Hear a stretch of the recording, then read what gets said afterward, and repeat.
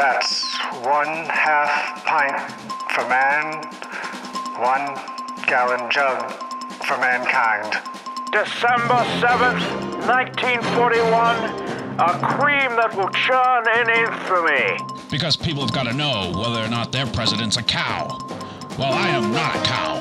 Ask not what your dairy can do for you.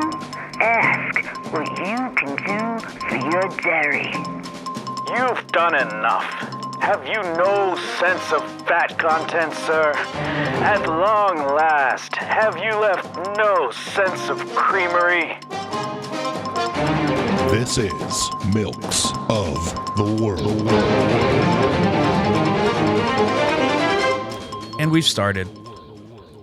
You're supposed to be ready. I am ready. I'm always ready. Well, that's a part of being ready. Yeah, I'm always ready to record this podcast.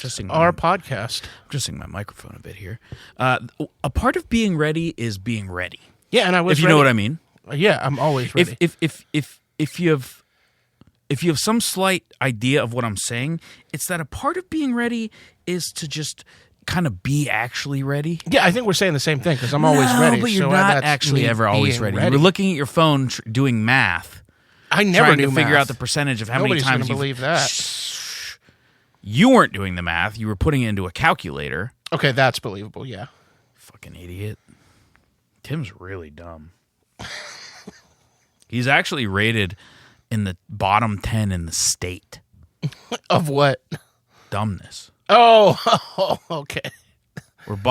Well, I guess top 10 in dumbness. Yeah, I was going to say, that means I'm one of the 10 smartest people in the state, which bottom 10 in intelligence.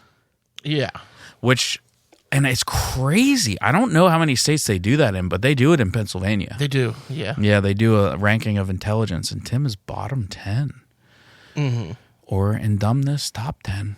I got that from the one time that I was at a gas station, and I got a Slurpee, and I noticed that the lid was not all the way on the Slurpee, and so without giving a second thought to the, how displacement works, I snapped down the lid aggressively and sprayed Slurpee on myself. Yeah, never mind. He's actually bottom 5. Yeah, it squirted on my glasses, and there was a man in a Carhartt jacket who just shaked his head disappointedly at me. Again, Tim just said shaked, as if that's a real word. Shook.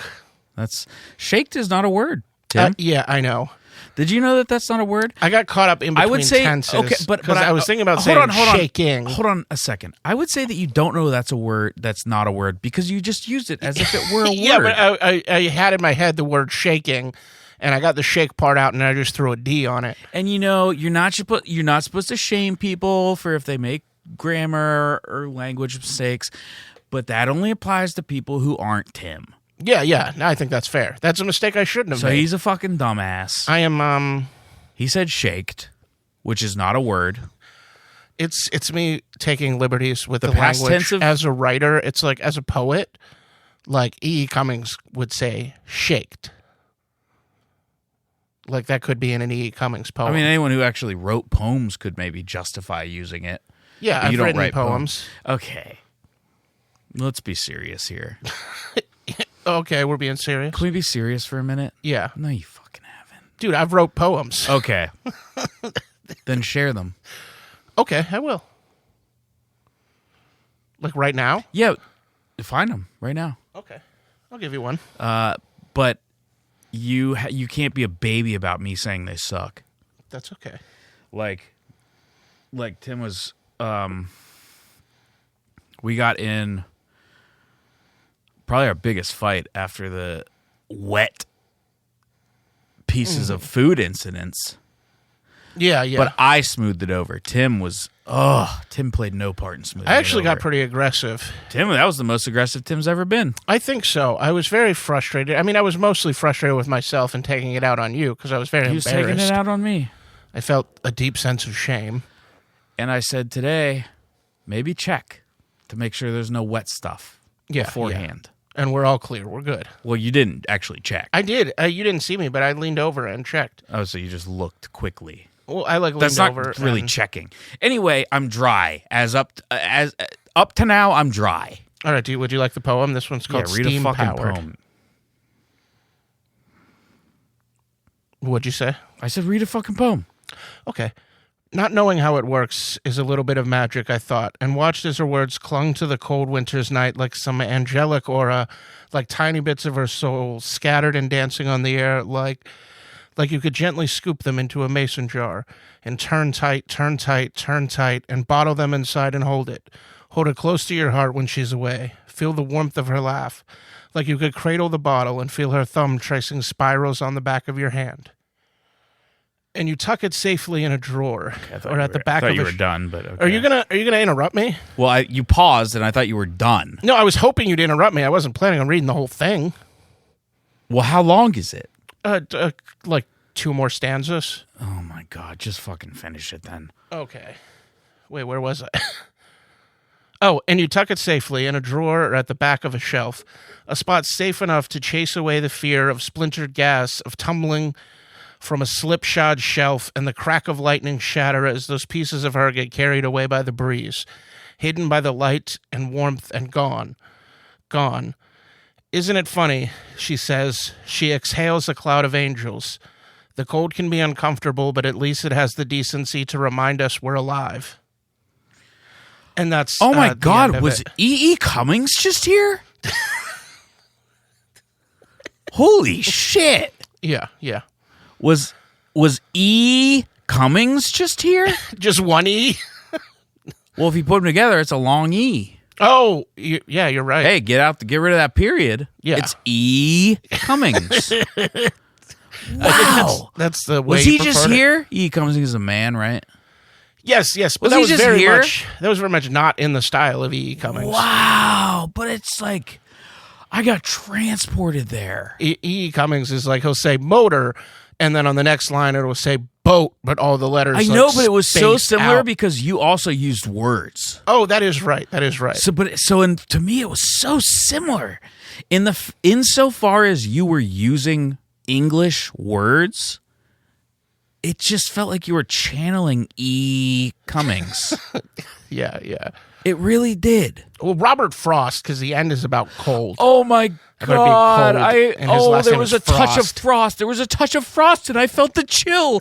Oh, I felt the chill on my nose. Yeah. Oh, you could say I was frostbitten. Also, I apologize to everyone who had to sit and listen to me read a You poem could say on a I Milk was podcast. frostbitten because I felt I felt a chill down my spine, and then I said, "Is this frost before me? Is frost before me? Am I frostbitten?" And that's what I felt during your poem reading. Mm-hmm. Oh my God.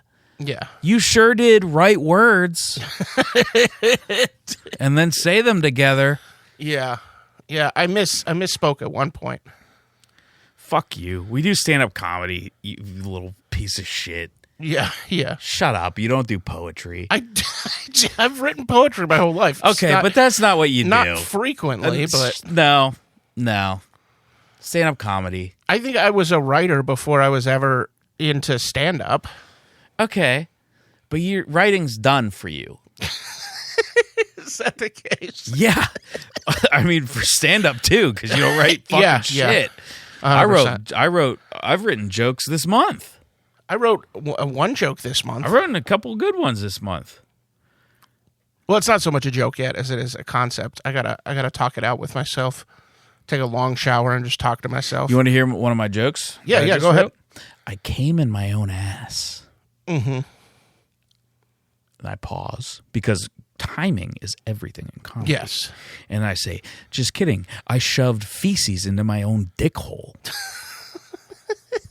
And oh my God, I've tried it twice. Brought the house down. Yeah. Oh my God, it brought the house down. Did it? It collapsed the house. Oh fuck. I was in a bar and the house next door collapsed. That's unfortunate. 14 people died. And then the first thing I thought was like 14 people were living in one house? Jeez. That's a pretty packed house. Yeah. That's like probably illegal. That's the only thing I really thought. Yeah. Was 14 people were living in one house. How big was the house? It was it was standard. Oh my God, it was standard. Like a 3 or 4 bedroom? Standard. Let's just say standard.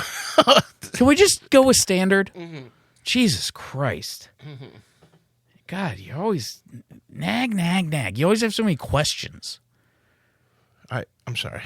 So, shout out to two people who do not listen to the podcast. We went to see a movie today. No. Me first. Oh, wait.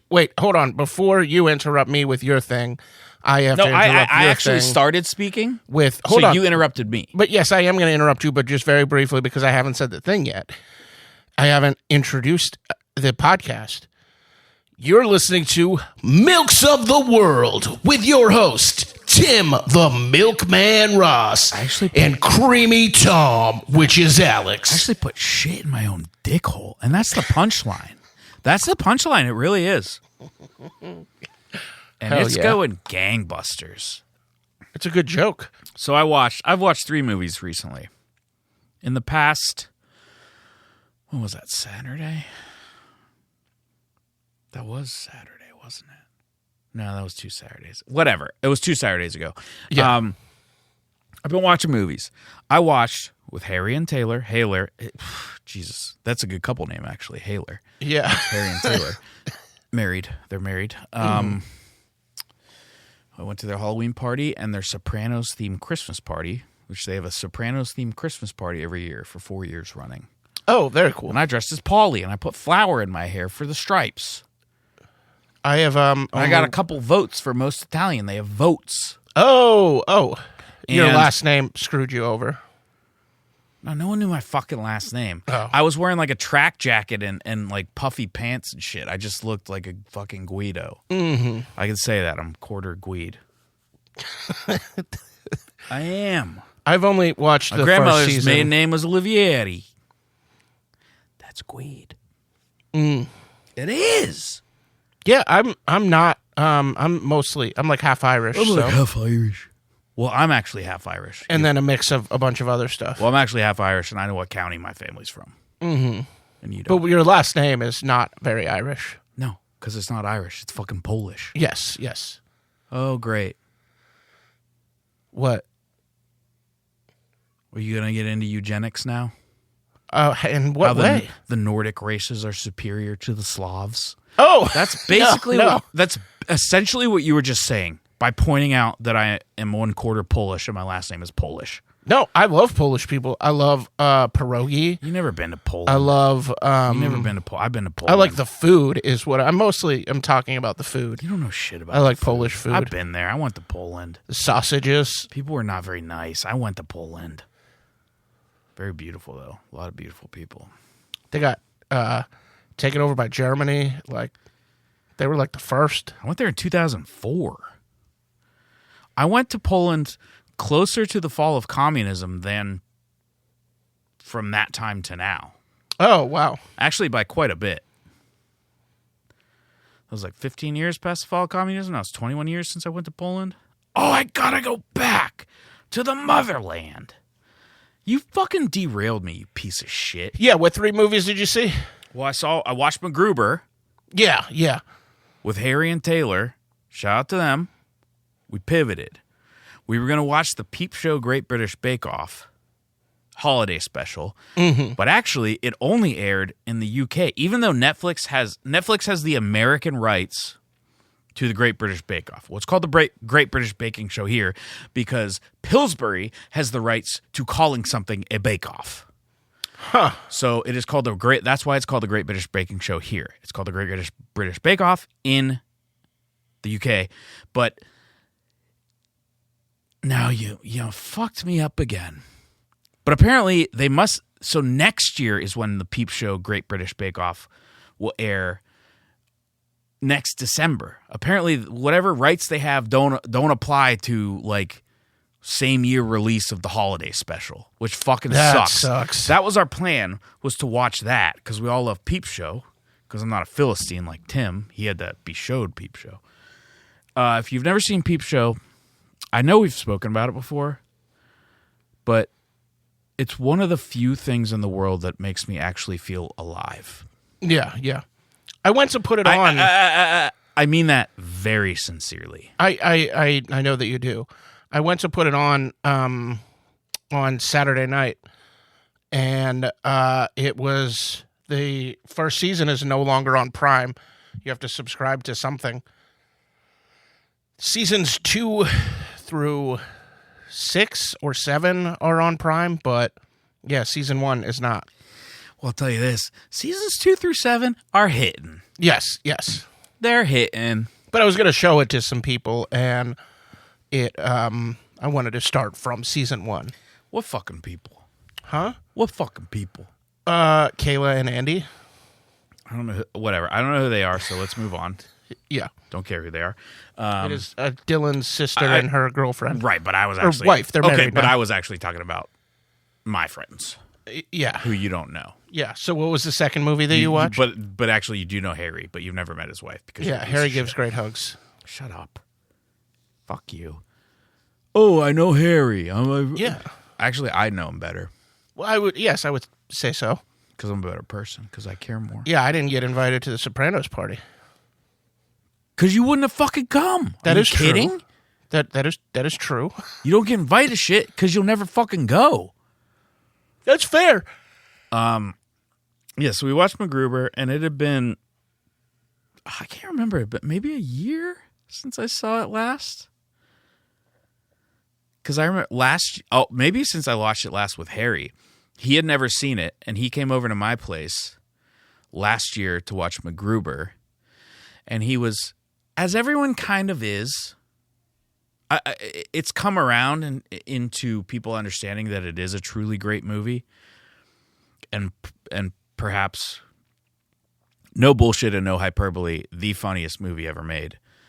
Yeah, it does go under the radar a lot because it didn't make a huge splash, but he and it was- just seems like a dumb SNL. But I was such a I proselytized so much about MacGruber, especially at like comedy festivals, especially at the Burning Bridges festivals, which were in Pittsburgh. I would just put MacGruber on at parties. Yeah. I wouldn't like say we have to sit down and watch this, but I would put it on, and people would be like, MacGruber, that SNL movie, and I'd be like, you don't know. Mm-hmm. You do not know.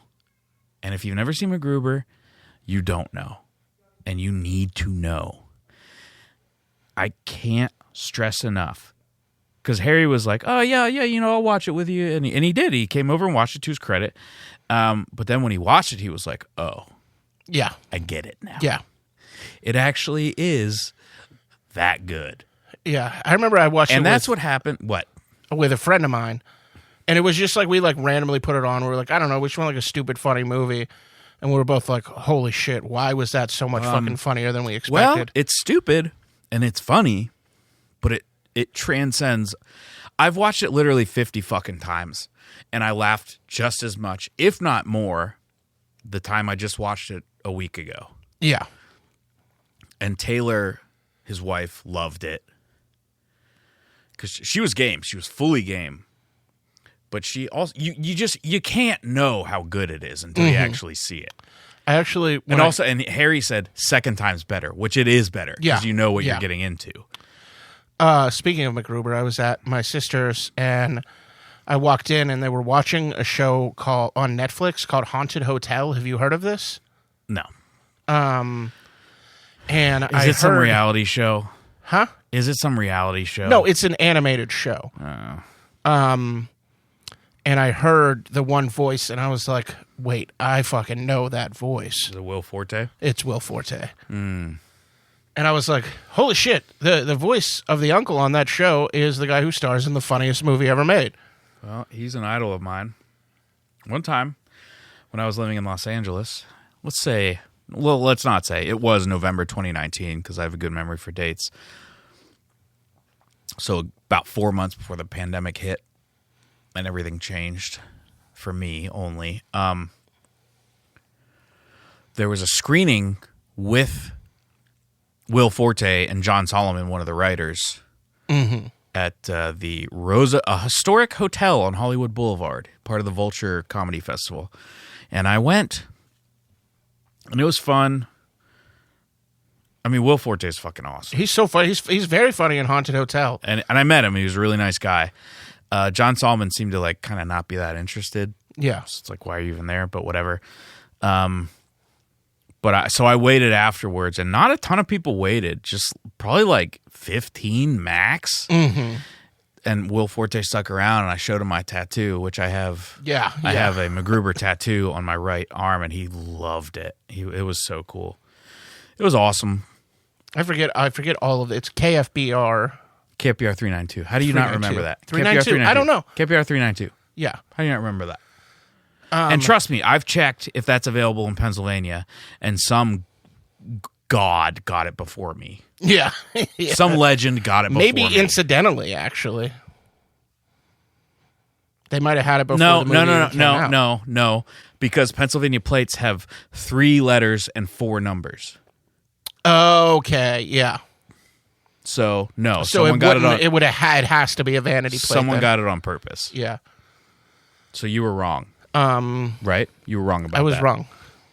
Yeah, I did not You know were really that wrong about that. Pennsylvania license plates. You were really wrong about that. And I'm shit, riding there was something high. I wanted to say. Well, but I'm saying stuff. Oh, in Haunted Hotel. There's a scene where a little girl gets possessed by a demon, and she's like, she climbs up the wall, and she's crawling along the ceiling upside down, and Will Forte is like, wow, that's all core strength, and it made me laugh a lot.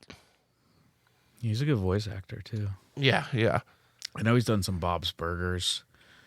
I know he's done other stuff, too. Mm-hmm. I love Bob's Burgers. I do. I like Bob's Burgers a lot. And you know, I'm if not for 2 X's ago, I maybe never would have watched it. So I got to credit her for putting me onto it, because I really do like it a lot. Yeah, it's such a, like, I know The Simpsons is still running, but it's such a, like, spiritual successor to The Simpsons. Yeah, it's a little more contemporary.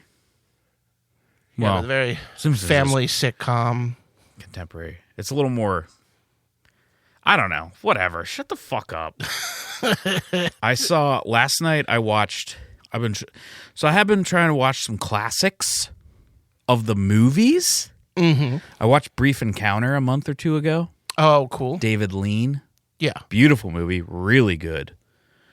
Also, Tight 90. Fucking Tight 90. David Lean, who directed Lawrence of Arabia. Hell yeah. Which you've never seen. No, I haven't. Even though I lent it to you. Yes. You piece of shit. I will watch it one day. It's very long. Okay, whatever. Here's the thing. I mean, we watched fucking Barry Lyndon and which you hated, and fucking Good, the Bad, and the Ugly. I made you watch Good, the Bad, the Ugly because you were never going to watch it. You loaned me Barry Lyndon. I watched that by myself. Okay, but you were never going to watch The Good, the Bad, and the Ugly. How fucking good was that? I was going to watch The Good, Bad, and the Ugly. Lawrence of Arabia. We watched it this year because I was flipping through my letterbox. And I was like, oh yeah, I watched that. Too late. Can you just stop with your shit?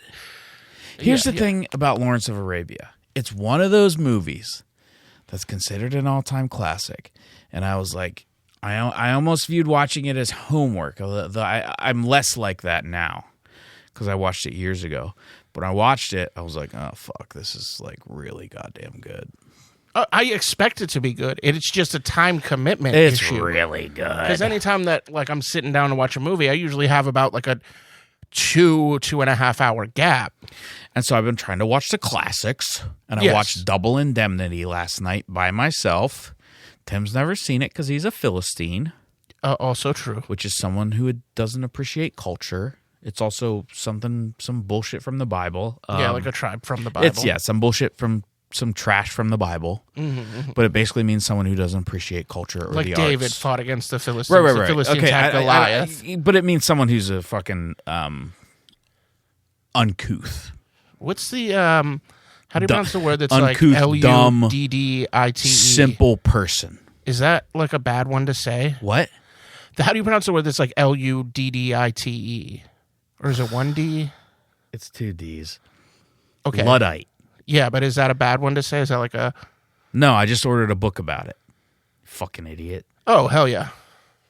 The Luddites. I forget the origin of the name, but it sprung from the beginning of the Industrial Revolution in England when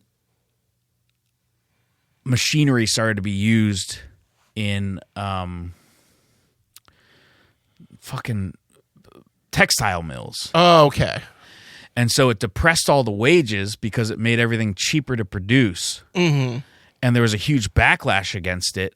And Luddite has become synonymous over time as with the term for like just a kind of simple anti-technology person. But the reason I ordered this book is because it's much more complex than that. Yeah, it's generally used as like technophobes. And the more I look into it, the more they actually had extremely good points and were probably ultimately correct. Yeah. And that you can't just bring about technology and then just fuck wages up and fire half the people and just like move on and expect things to be fine. That's an oversimplification, but I will speak on it much more after I read this fucking book. Hell yeah. You're an idiot. What's the But you are dumb, right? What's the economic concept they talk about in Half Has Never Been Told, where like the Industrial Revolution changed the like, what is it, where things will go up and then down and then up and then down because you can never have like you can only produce at a certain level, so it would like plateau cycles? and then drop. But there's Okay, whatever. concept name for it. I don't know what the fuck. Malthusian curve. I don't know. It's the same thing as cyclical. Yeah. Malthusian is a form of economics. You can't go beyond. God, a you're certain making this peak boring. in this concept. Tim's reading a book that I lent him called The Half Has Never Been Told, which is a very, very good book. I cannot recommend it enough, about slavery and the makings of American capitalism and how they are so intricately tied together, and how so much of the wealth and power that America accrued in the, starting from the beginning to especially in the 19th century are from slavery. And Tim did, to Tim's credit, he did call me the other day and he's like, I'm starting to reconsider slavery. To his credit, he might be coming around on it. Because he's always been kind of like, his favorite movie is Song of the South. I've tried so hard to be like, that's not real. That's a false paternalistic view of what the South was. Yeah. I read this book called Dreaming of Dixie, which was all about the false representation of quote unquote old Dixie. Yeah. After slavery and how it was portrayed in marketing and movies and all kinds of other forms of culture, and how it was just bullshit.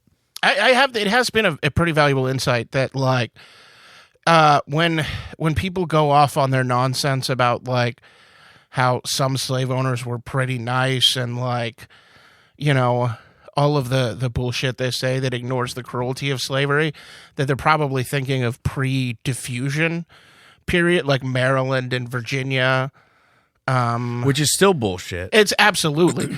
I mean, you are taking away someone's autonomy. You know.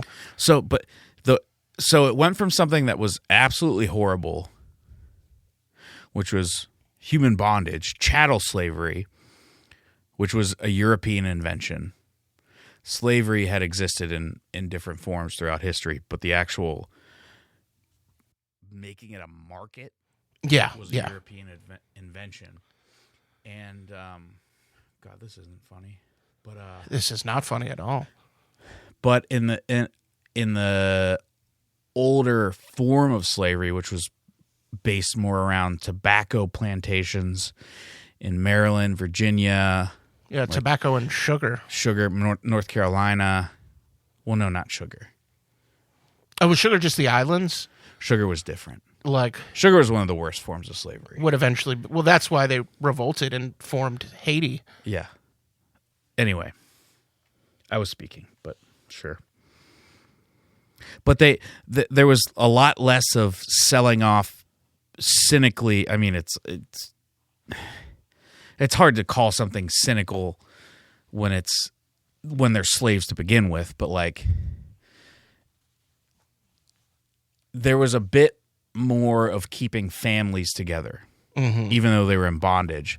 But then once cotton hit, then it just became straight fucking business, and people were sold intentionally separated, and then just they never saw each other again. And they were like Southwestern slave owners didn't want children, and they were thrown in coffles. Southwestern United States of that period. Yeah.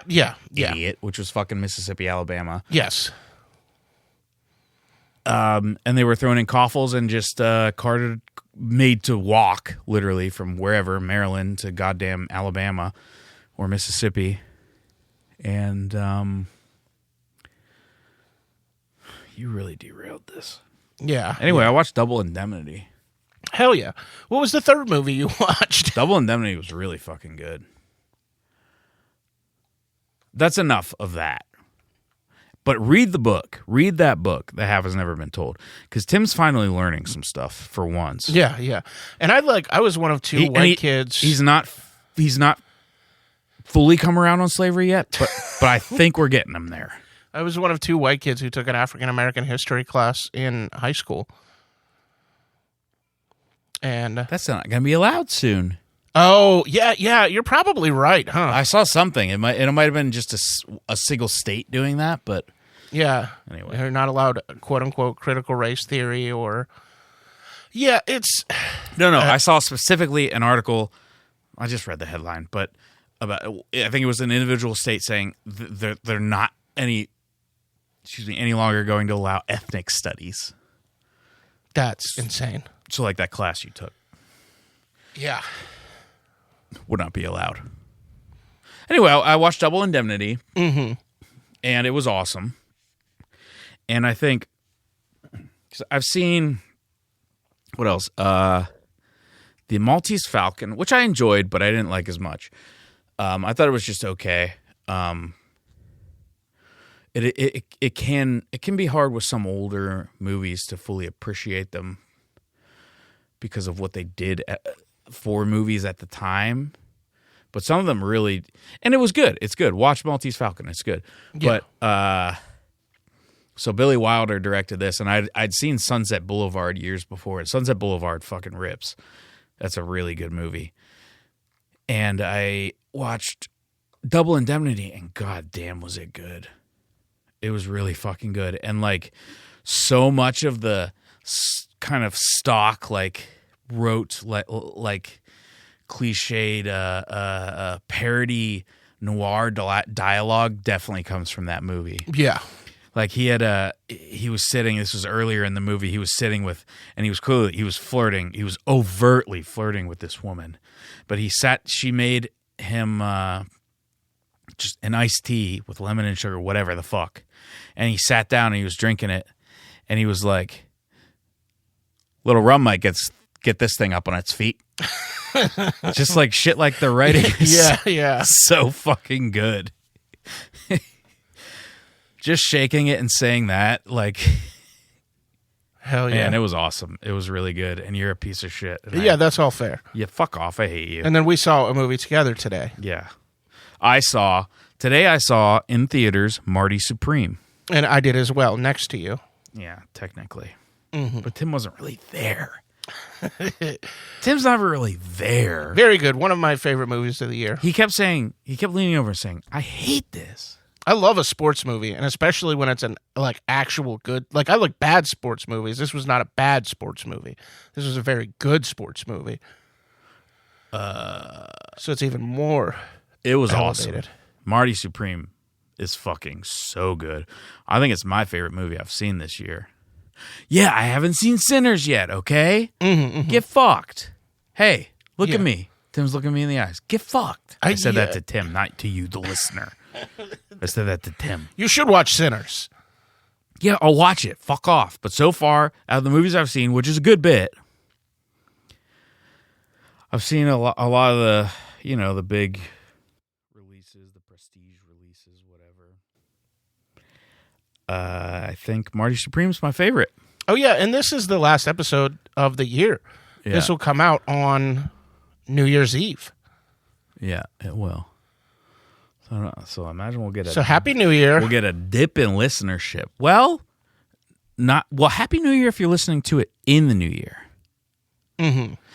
And if we're both dead, I guess that still stands.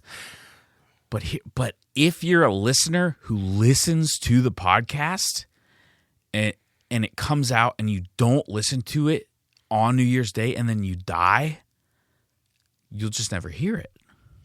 That is true. That's something to think about. That is. Well, that's something to think about. Yeah, but they won't be thinking about it. I bet you never thought about that, have you? You little fuck. But they wouldn't hear it anyway. So yeah, they'd be dead. Yeah, that's something to think about for you, you fuck. Something for us to think about right now. Hey, everyone! I hope you haven't died.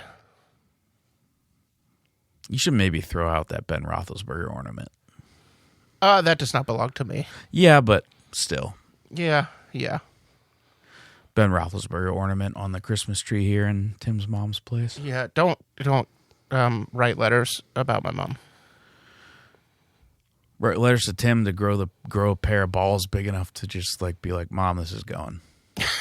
It's her Christmas tree. I have no control over Christmas tree. She's a person with their own autonomy. Yeah, but you could shut up. Shut the fuck up. You could grow a pair and be like, this needs to go. I think I did say, like, I don't know if I'd put that up, but... See, I see Heath Miller, 83. Yeah. There's another 83. I don't know. I can't remember who it is right now. But Heath Miller in the mid-aughts, late-aughts on 2000, that era of Steelers was huge. And he was never accused of sexual assault. Yeah. Not even once. No. Zero and times. Ben Roethlisberger was twice. He was. Yet an ornament that represents his jersey remains on Tim's Christmas tree. That's not my Christmas tree. That's my mother's Christmas tree. Oh, so you're blaming your mom. So you're blaming your mom. Well, listen, I don't think it's her fault. I think it's because you don't have the balls to just rip it off and throw it away. I'm not. I think it's Tim's fault. To her belongings. No, that seems like an overreach of boundaries. It's not. It's not. That's called taking control. Yes, I agree with you there, and that's sometimes okay. But sometimes when it's something like that, you can just do it. You cannot be a little fucking baby pussy and do it. I know. I'm not going to. And I would like to arrive to that decision on her own. No. You can. Sometimes you can just. We've had do discussions about it. Okay. Sometimes you can just do it though. Okay. So you're wrong. I would do that if it was my mom, because I'm not a fucking coward. But I'm not a coward. But I will say this about Tim's mom: when we came in to Tim's mom's place today to record this episode, there was a Christmas thing on the door, and it was hung from a hook with a little string. Yeah, it looks like a sled. And I turned it around. Yeah. to the plain brown backside of it, because I said Christmas is over. And then I didn't actually expect Tim's mom was going to be here tonight, because sometimes she's not even here when we record, but she's here now as we speak. And I ratted Alex out. And he ratted me the fuck out. She came in immediately and she was like, "Who turned this thing around?" And he ratted me out, and I said, "Actually, it was Tim." And she said, "Oh, I believe that." No, she is funny. She said it right away. Yeah, she is funny. And it was you, actually. Because you pretty much told you to do it. By being who you are, you made me do it. Yeah, I think that makes sense. Should we introduce this milk before it gets warm? Well, just by being who and what you are. I'd like to try it before it gets warm. Just stop for a second. Can you? Can you ever just stop? Yeah, but I would like to try the milk before it gets warm. Marty Supreme fucking ruled. Yeah, it was excellent. Oh my God, that movie was good. And I'm still riding a high from it. So I'm like, okay being around Tim for a few minutes more. Oh, I sat next to him for 2.5 hours. It's a 2.5 hour long movie, which is long. It's not the longest. I might have also spilled a little popcorn on you. Oh, you spilled a lot of popcorn on me. But I won't say, I think it was the perfect length. Whereas, like, when I think of Oppenheimer, I'm like, I could watch like an hour or two more of that. Yeah. because that's how good it is. And this is also very, very good, but I'm like, it's definitely not too long. Because some movies that I like are too long, like Nosferatu. What's that Ari Aster movie? The Sweden one. Oh, Midsummer. Midsummar's too long. Good, but too long. But God, this was a great length. It earned the length. And I'll kill Tim. And I hate him. And I'm right to hate him. It was so well casted, And too. don't like everybody, all the performances were great. About not hating Tim. We did get so we had go under the Reddit. Join our Reddit. Reddit.com, which is Milks of the World. Go into Reddit and type Milks of the World. Mm-hmm. Tim did an end of year review. We only got 2 comments. Some of the criticism we got is being taken into account. Mm-hmm. Except the movie alcove is always going to stay the way that it is. I don't think that we'll have a dedicated movie section of the podcast. I mean, we talk about movies. Yeah, because we talk about it. We talk about it enough. There's a reason why the movie alcove is the way it is. And maybe the joke isn't good enough to keep doing it, and we could just remove it, and it would be fine. Yeah, yeah. Because we do end up talking about movies and shit a lot anyway. Mm-hmm. And I'm not going to explain the joke. And probably the joke's actually not very good. So maybe we should just remove it altogether. Maybe. Shoot us an email, milkmefather666@gmail.com. What do you think about the movie alcove? What do you think we're trying to do with that? Yeah, should we rip it out? What do you think we're trying to do there? What do you think I'm trying to do there? Because I've come up with all this shit. Put a new alcove in? Tim's barely come up with anything. He came up with Dick Milk Radio Hour. Mm-hmm. Or did I come up with that? And Milk Libs. He came up with that Milk Libs, but that's dead and gone. Corner. Which is going away. We're changing. Yeah.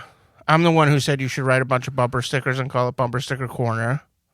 Shut the fuck up. That was like, listen. Shut your fucking mouth. Look, I'll say this is a Milk Review podcast, and that's all it is. It is not a vehicle for me to write bumper stickers. Yeah. Okay? Mm-hmm. Okay? Are we clear on that? Mm-hmm. You little fucking bitch rat? Yeah. You're unbelievable. Fucking bitch rat. There's a real rhythm to that when you say it that way. Oh my God. Just get on Reddit, join us, comment. We do listen and we do learn. Mm-hmm.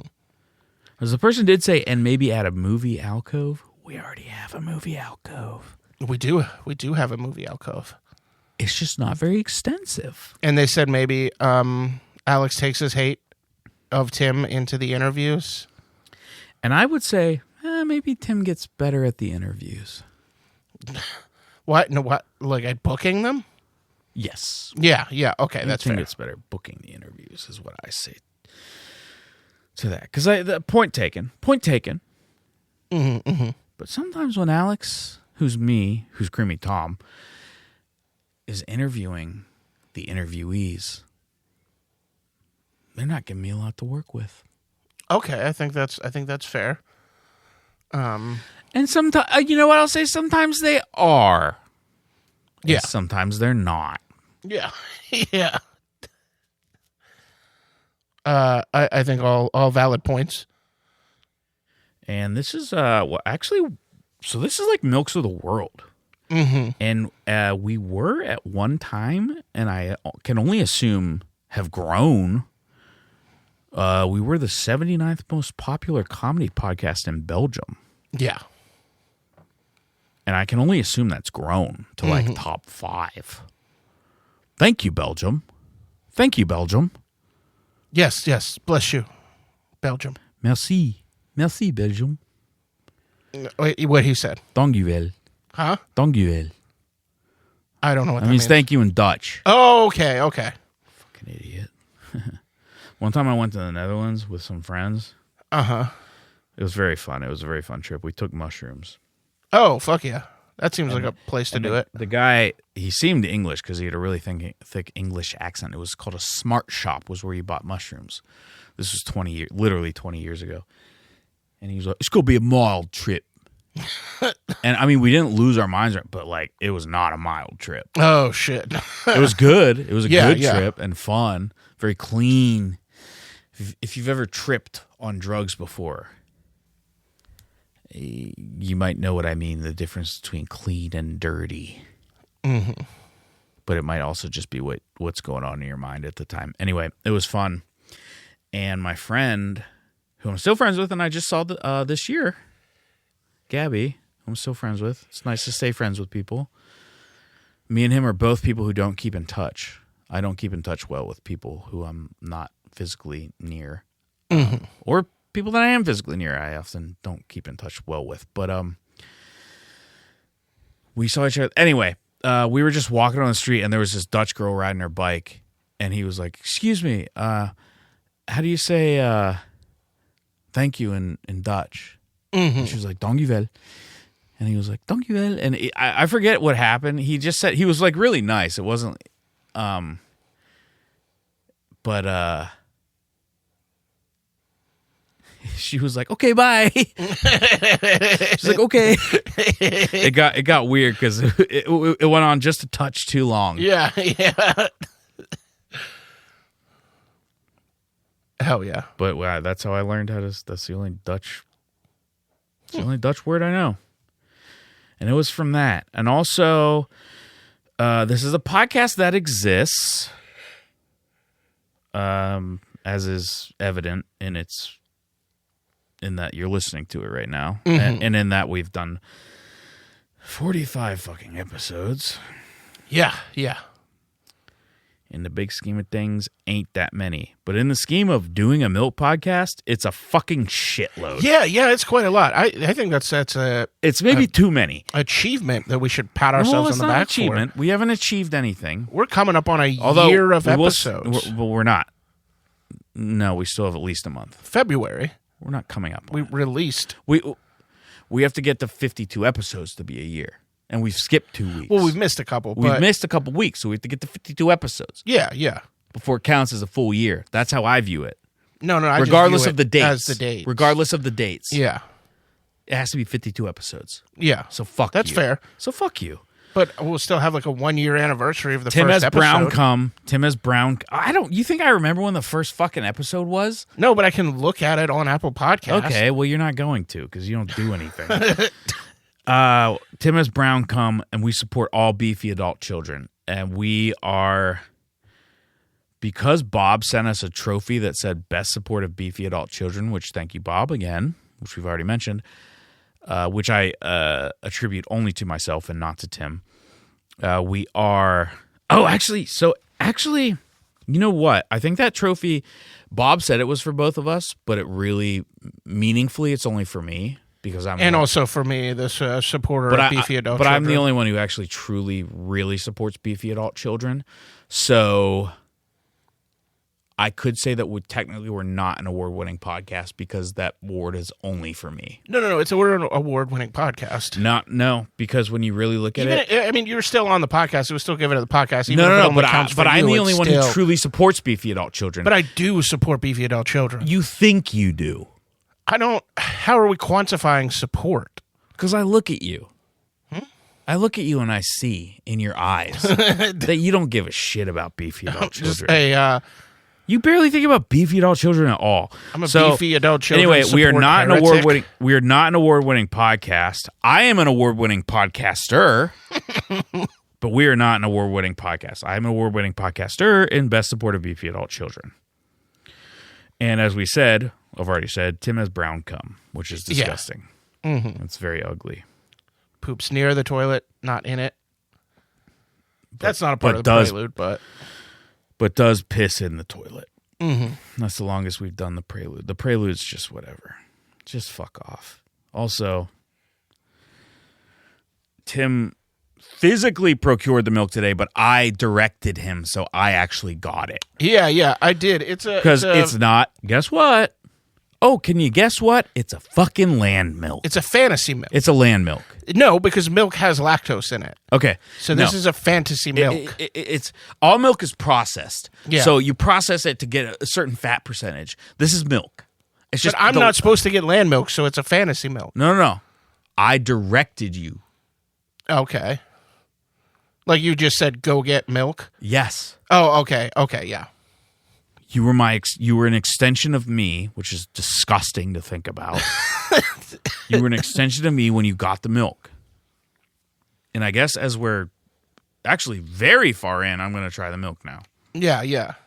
It is Fairlife 2% reduced fat ultra filtered milk.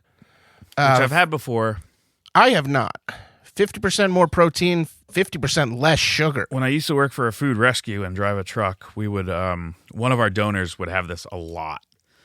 And it was basically just like if it was too far past this or too close to the sell-by, like it was totally fine to still drink for weeks, but like if it was too close to the sell-by date, they wouldn't put it on the shelves. Or if it got a dent or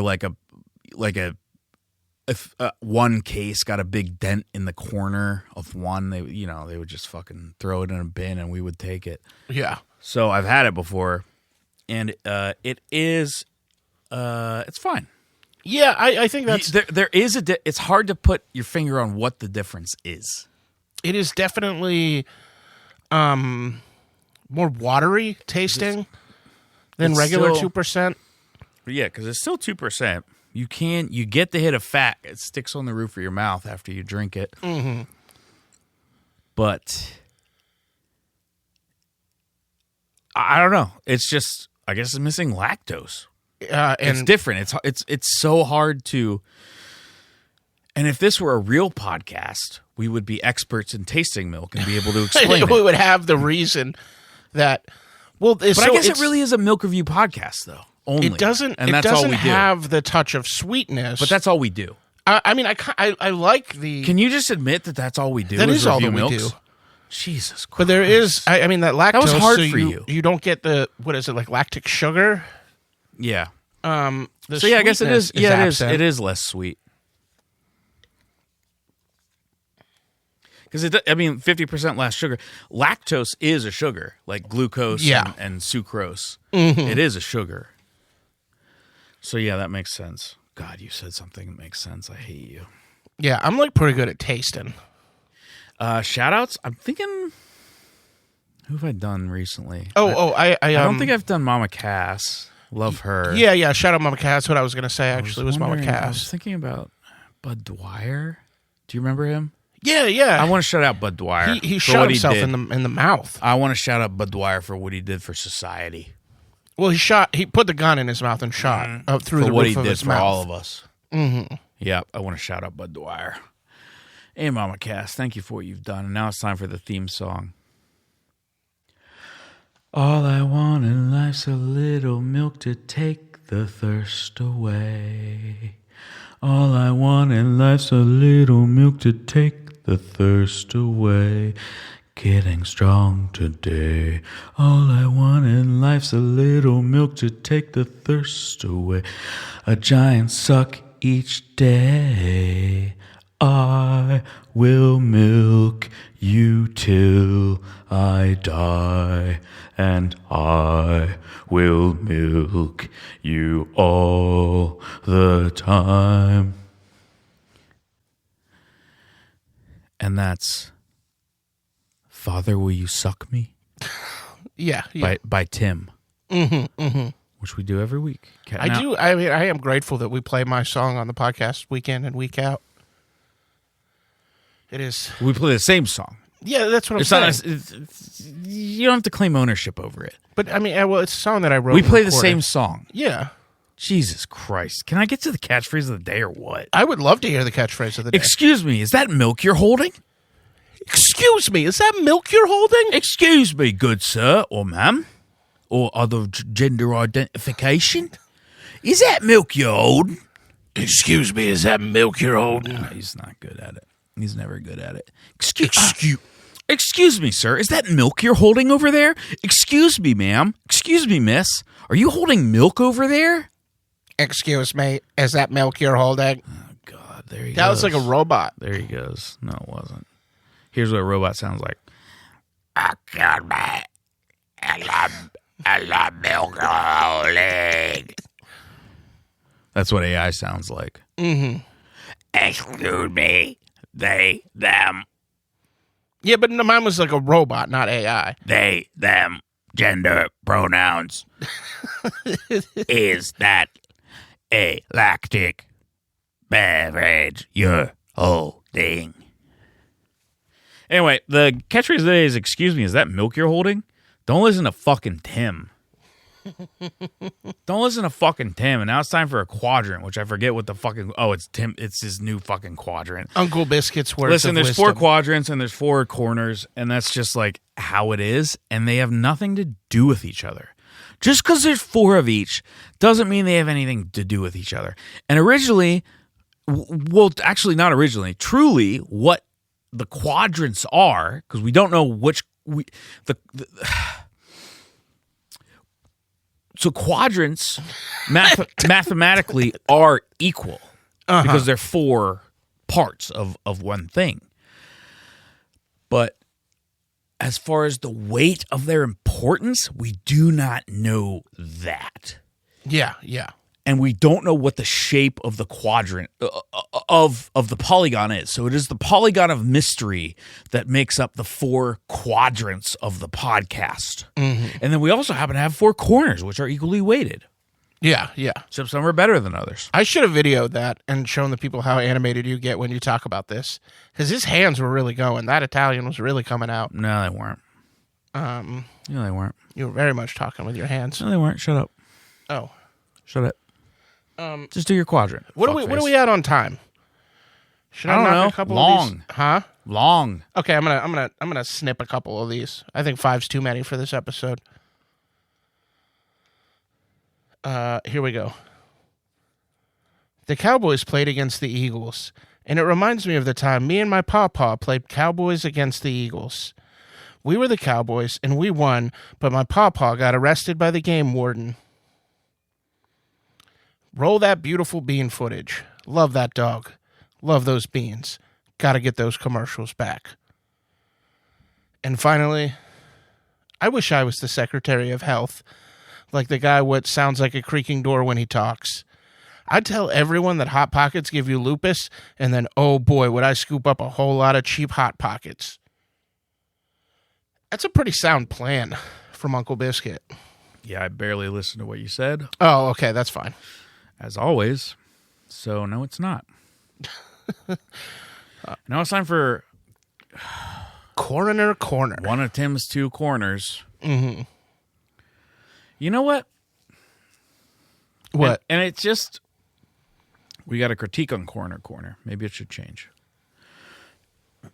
But Shit. it's almost like Tim puts more effort into one of his corners than the other one. Because the other one involves siege warfare, and he seems to kind of really fuck that one up. Yeah, yeah. But he sure is good at coming up with dead people or potential dead people. Uh-huh. Corner. Yeah, this is And where this is Alex and I corner. respond. That's my impression of Tim. Yeah. And I don't, this is corner. I don't like how corner. mean your face looks when you say that. And this is corner. Don't mean face at me like that. Get fucked. Don't mean face it yourself. See, when you got like a little smile, it's fine. Like right now, you've got a bit of a smirk. And you see that, I don't like. Shut the fuck Let me take a up. picture of the mean face. No. Well, people won't know what we're talking about. No, then you'll just have to capture it naturally. Anyways, Coroner Corner is where Alex and I respond as if we were the coroner on the site of this celebrity demise. I am unable to speak on this episode. All right, here's the first one. Paul McCartney and Ringo Starr, who happened to die at the same place, same time. Oh, you died inside each other, have you? Mm-hmm. Because they died inside of each other. What's that one song? Here's the thing. It's crazy. We've got to come together. That's them. While my guitar gently goes inside of another member of the band. Mm-hmm. Because that's what happened. Ringo was trying to climb inside, and I know that's what's his name? The other one, George Harrison song. Yeah. But Ringo tried to crawl inside Paul McCartney, Mm-hmm. and it led to both of their deaths. How unfortunate. One by really exsanguination, and the other by suffocation. Yeah. R.I.P. to the last remaining Beatles. All right, the second one is... One of them got murdered. Oh, yeah. Yeah, Lennon. Probably didn't know that, did you? Yes. One of them got murdered. Mm-hmm. Mark David Chapman. Yeah. Shot him to death. Didn't he have a copy of... Catcher in the Rye? Yeah. They all got copies of Catcher in the Rye. For fuck's sake. The second one is Karl Marx. John Hinckley Jr., he had one too. Karl Marx. I'd be like, buddy, they're blaming a lot of shit on you. Yeah, I'd say... You know what DEI is? I'd say enjoy the great means of production in the sky. Seizing the means of production in the sky. He's going to lead a workers' rebellion against God. Yeah, I'd say, yeah, whatever. Okay. Seize the means of production in the sky. Whatever. You said it better. Shut up. Shut the fuck up. All right, the last one is I'll kill Steely you. McBeam. Okay, Steely McBeam, if you don't know what it is, look it up because it sucks. There are good mascots in sports. Yeah. There are. The Penguins, the Pittsburgh Penguins and the Pittsburgh Pirates both have great mascots. Yeah, the parrot rules. The Steelers never needed a mascot because people are fucking obsessed with them. For whatever reason, they created a mascot. And it's 2007. They went so many years without one. And it fucking sucks and is stupid. And like, I don't know what else is, but like, if I came across Steely McDeam's McFuck's dead body, I would pull out a gun and shoot it more. And he's carrying a pressed concrete beam too. It's not even steel. Yeah, I'd shoot it more. I'd shoot his dead body more. So that's corner. Mm-hmm. We really got to try to make this episode a normal length. Yeah.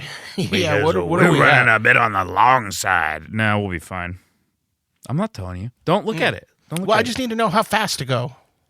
I'll tell you. However, it is now time for Bumper Sticker Corner, which is one of the 4 corners of this podcast, which you will hear twice because Buzzy puts in a sound effect. That is me saying that. It's time for Bumper Sticker Corner. That is one of the 4 corners of this podcast. Okay, here we go. I'm going to read... I'm going to read these bumper stickers now because that is what I do in Bumper Sticker Corner. What if God was one of us? But was is crossed out and in its place is written sucked. And then off is added at the end. So essentially it reads, what if God sucked one of us off? Yeah. Because was is crossed out and sucked is written there, and then off is added at the end. Mm-hmm. Next up, this vehicle is monitored by GPS. Parentheses, pedophile.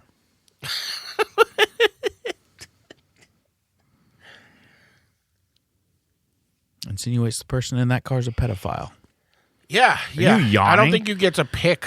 Are you yawning? I've been yawning the whole corner? episode. You I'm just quite tired. Rat. I was yawning during my own segments. No more yawning. We just saw a great movie. Don't fucking yawn at me. That's my favorite movie of the year. It's probably my 3rd favorite. Next, shut the fuck up. Oh, pretentious Tim. Shut up. Next up, 400 gallons of cum. That's all it says. Next up, we have another bumper sticker. Sluts welcome. All caps. Yeah. Mm-hmm. Next up, do you follow Selene, the ancient moon goddess, this closely? Nice. Now, that's not good. Listen, I won't do this again. I just wanted to rip another one off. Rip another one. I just wanted to rip another one because I know I did that same joke before. I know it. Okay? I'm not a fucking idiot. I just wanted to change up what god it was. Yeah. I mean, you could keep doing that one for so many episodes. No, but that's what I'm going to print. Mm-hmm. I've been speaking to one of our listeners, wink, wink, about who is very helpful and knowledgeable, and who has sent us stuff and stickers before, mm-hmm. and who is Brett. And yeah, thank you, Brett. Thank you, Brett, about how to go about printing bumper stickers. And Who also has sent us two advertisements. Hold on, I just want to give her a shout out. But I was speaking, so yeah, I know. I just want to give her a quick shout out. Yeah, but I was in the middle of speaking. They were specifically mentioned in the year-end thread. Of course, that people like. Yeah, no worries that I was speaking and you and you interrupted me. No worries. No, I was just trying to. That's like how podcasts no worries, work. Is we just like banter. Like you interrupt me all the time. No, I don't. Yeah. Shut up. No, I don't. Anyway, I'm inching closer to printing actual bumper stickers. Next up, this is another bumper sticker. Having a penis is gay. Yeah. That's a bumper sticker. We have another bumper sticker here. It says, "My big fat Greek vulva."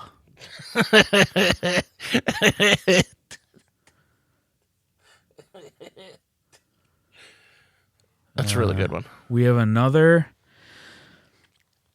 one here. It says, "Fuck, don't kill," which is a different take on "make love, not war." Yeah. Next up, we have another bumper sticker. It says, "Stay back 0 feet." Parentheses, "run into me." Hell yeah. Shut up. Don't fucking patronize me. Look, that one wasn't that good, all right? Jesus fucking Christ. Cronenberg movie, Ballard book. You know how many of these I've written? You know how many of these fucking things I've fucking written? I love a good I'm doing the math sticker right now. I'm doing the goddamn math. Yeah. But you're going to give me shit because one's not that good? I did not give you shit. I liked it. I love kink bumper stickers. I've written over 630 fucking bumper stickers. Hell yeah. So get fucked. Fuck your life. That's you, Tim. And also, I don't think there was cause for this much aggression. There was so much. I liked the bumper sticker. There was more. There was too much cause for it. You're lucky. It's a sex negative podcast, but I love a kink. No. Bumper sticker. No kink. It's sex negative only. Mm-hmm. So shut up. What are you doing? Oh, God. Tim's taking his belt off. I'm unbuckling my belt. You don't get to talk about kinks and then take your fucking belt off. You know what? I didn't even think that. I was just like, oh, this belt is agitating. God, you're the worst. Unbuckle okay, I'm going to read another bumper sticker if I fucking can for once. Yeah, go for it. I'd rather be eating pizza with Nicolas Cage next to a tank full of sharks with laser beams and we're on unicycles too. Wouldn't that be great? And eating pizza with Nicolas Cage next to a tank full of sharks with laser beams and we're on unicycles too, wouldn't that be great, is crossed off and it says dead. Yeah. So it changes the meaning of it. Next up is another bumper sticker. New driver. Parentheses, I still have hope in my life. Ugh. Brackets, I haven't been absolutely crushed by the world. Close brackets, close parentheses. Good luck to the owner of that bumper sticker. Next up is another bumper sticker. Old driver. Parentheses, I'm ready anytime.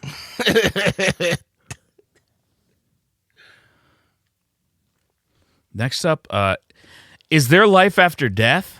Touch my truck and find out. Mm-hmm. Is there life after death? Touch my truck and find out. That sounds like a real one. Then it... Way to ruin the magic. Oh, sorry. Go ahead. Is there life after death? Touch my truck and find out. Then it says, just kidding. I'm deeply haunted by the mystery of it all. Next up, final bumper sticker of Bumper Sticker Corner. And it is a bumper sticker. I should be clear on that. Mm-hmm. I like to be clear. Mm-hmm. Good vibes only. And the driver of that car is slumped over dead. Hell yeah. I mean, what better vibes can you have? And now it's time for Literary Spotlight. It's Literary Spotlight again. And I'm going to do a Milky Tale. Tim's going to do whatever dumb bullshit he does. Yeah, an entry from the Big Book of Milk. Yeah. He does his dumb shit. I do my my shit. And this is the tale of Little Red Milking Hood. Little Red Milking Hood wore a red cape made out of milk. It was basically a big kind of bubble thing used to contain liquid that she carried around with her, filled like milk. Pretty dumb. Also, it was red, which is because she loved blood, so she made it half blood. Everyone was afraid of her. She was no innocent. She was going to let her grandmother suckle some of the milk and blood from her cape, which is, again, like a bubble thing. But not too much. She didn't want Grandma to get too dependent on handouts. Next thing you know, we'll have a fucking nanny state, she said. Little Red Milking Hood fucking sucked. A wolf was following her, which she knew about. This happened all the time. But this one was a little different. This wolf really wanted to eat Little Red Milking Hood. So he snuck into Grandmother's house and ate Grandmother whole, then dressed up as her to trick Little Red Milking Hood. When she got there, she was not fooled at all. She was like, I know what a fucking wolf looks like, dipshit. The wolf said, aha, I've got you now. Little Red Milking Hood said, let me show you something, fuckface. And she pulled her left sleeve back to reveal about 14 little wolves that she had carved into her arm with a razor blade. She said, this is how many of you fucks I've dealt with before. You ain't gonna be no different. By the way, thanks for eating my bitch grandmother. God, she was a leech. The wolf was like, okay, I had you pegged wrong. You're not a normal little girl, but a full-blown psychopath with narcissistic personality disorder. But I'm so hungry, said the wolf. Fine. And she let him eat part of her arm, but only because she was so fucked up and needed pain to feel anything. Not out of the goodness of her heart or anything. The wolf was then like, can we be in a relationship? And Little Red Milking Hood said, I'm fucking 3. And the wolf said, well, so am I. Mm-hmm. And finally she said, I'll think about it. Everyone live happy after. All right, now for the new entry from the Big Book of Milk. This is the Milky Games 2025 updated version. You need to pull further away. And yeah, you need to turn that further one I away. definitely agree. I didn't get far enough away. The president of the world declared the Milky Games. He and the very rich people who controlled the resources and lived in luxury wanted to be entertained by the tribulations of the struggling masses. The president and his friends are the bad guys in this story. Cat Mouse Evermilk was a girl who shoots bows and arrows and has crushes on 2 boys. She's one of the exploited masses, and she's one of the good guys in this story. It's important to note that the tyrannical people in power are actually the bad guys. Please do not cheer for them in this book. Anyways, President Milkster declared that each country, except for the rich one, would select a child to fight other children to the death, and that country would get milk if their child won the killing stuff. Just to clarify, that's a really bad deal. President Milkster is a bad guy, and oh, you bought a fucking hat in celebration of him already. Okay, cool. Anyways, President Milkster was most likely a pedophile, and please stop crossing shit out in the book. Cat Mouse volunteered to fight because her little sister got picked and she didn't want her sister to die. Please stop writing the publisher letters that she wasn't really a victim because she chose to fight in the Milky Games. You're missing that the whole system is fucked. You're saying her sister got her out of her duty. You're chanting lock her up. All right, fuck it, we're done here. That's the Milky Games. There, he did it. 2025. He did it, and it's done. MilkMeFather666 at gmail.com. MilkMeFather666 at gmail.com. Give us some feedback. Way to leave dead air. Oh, when you saw me picking up the milk I know, to drink but it. Like I had switched the my shit's next anyway. Literary spotlight. Well, I can never remember the order. My shit's next anyway. So you fucked up. I think we're doing fine. You love Ben Roethlisberger. You wouldn't leave it on the fucking tree if you didn't. Piece of shit. I don't even look at the tree. Yeah, you do. Well, now I do that you pointed it out. He was bowing down before it when I got here. And he said only Ben Roethlisberger. Not the rest of it. Not Christmas or Heath Miller or the others. Yeah. It's all Pittsburgh shit. Mm-hmm. Even though they don't live in Pittsburgh. I do. No. I actually do. Well, it's Pittsburgh sports teams. Yeah, but I live in Pittsburgh. And we're fans I of live in the Pittsburgh, sports and you teams. don't. Yeah. But I live in Pittsburgh and you don't. Yeah, that is true. I live north of the city.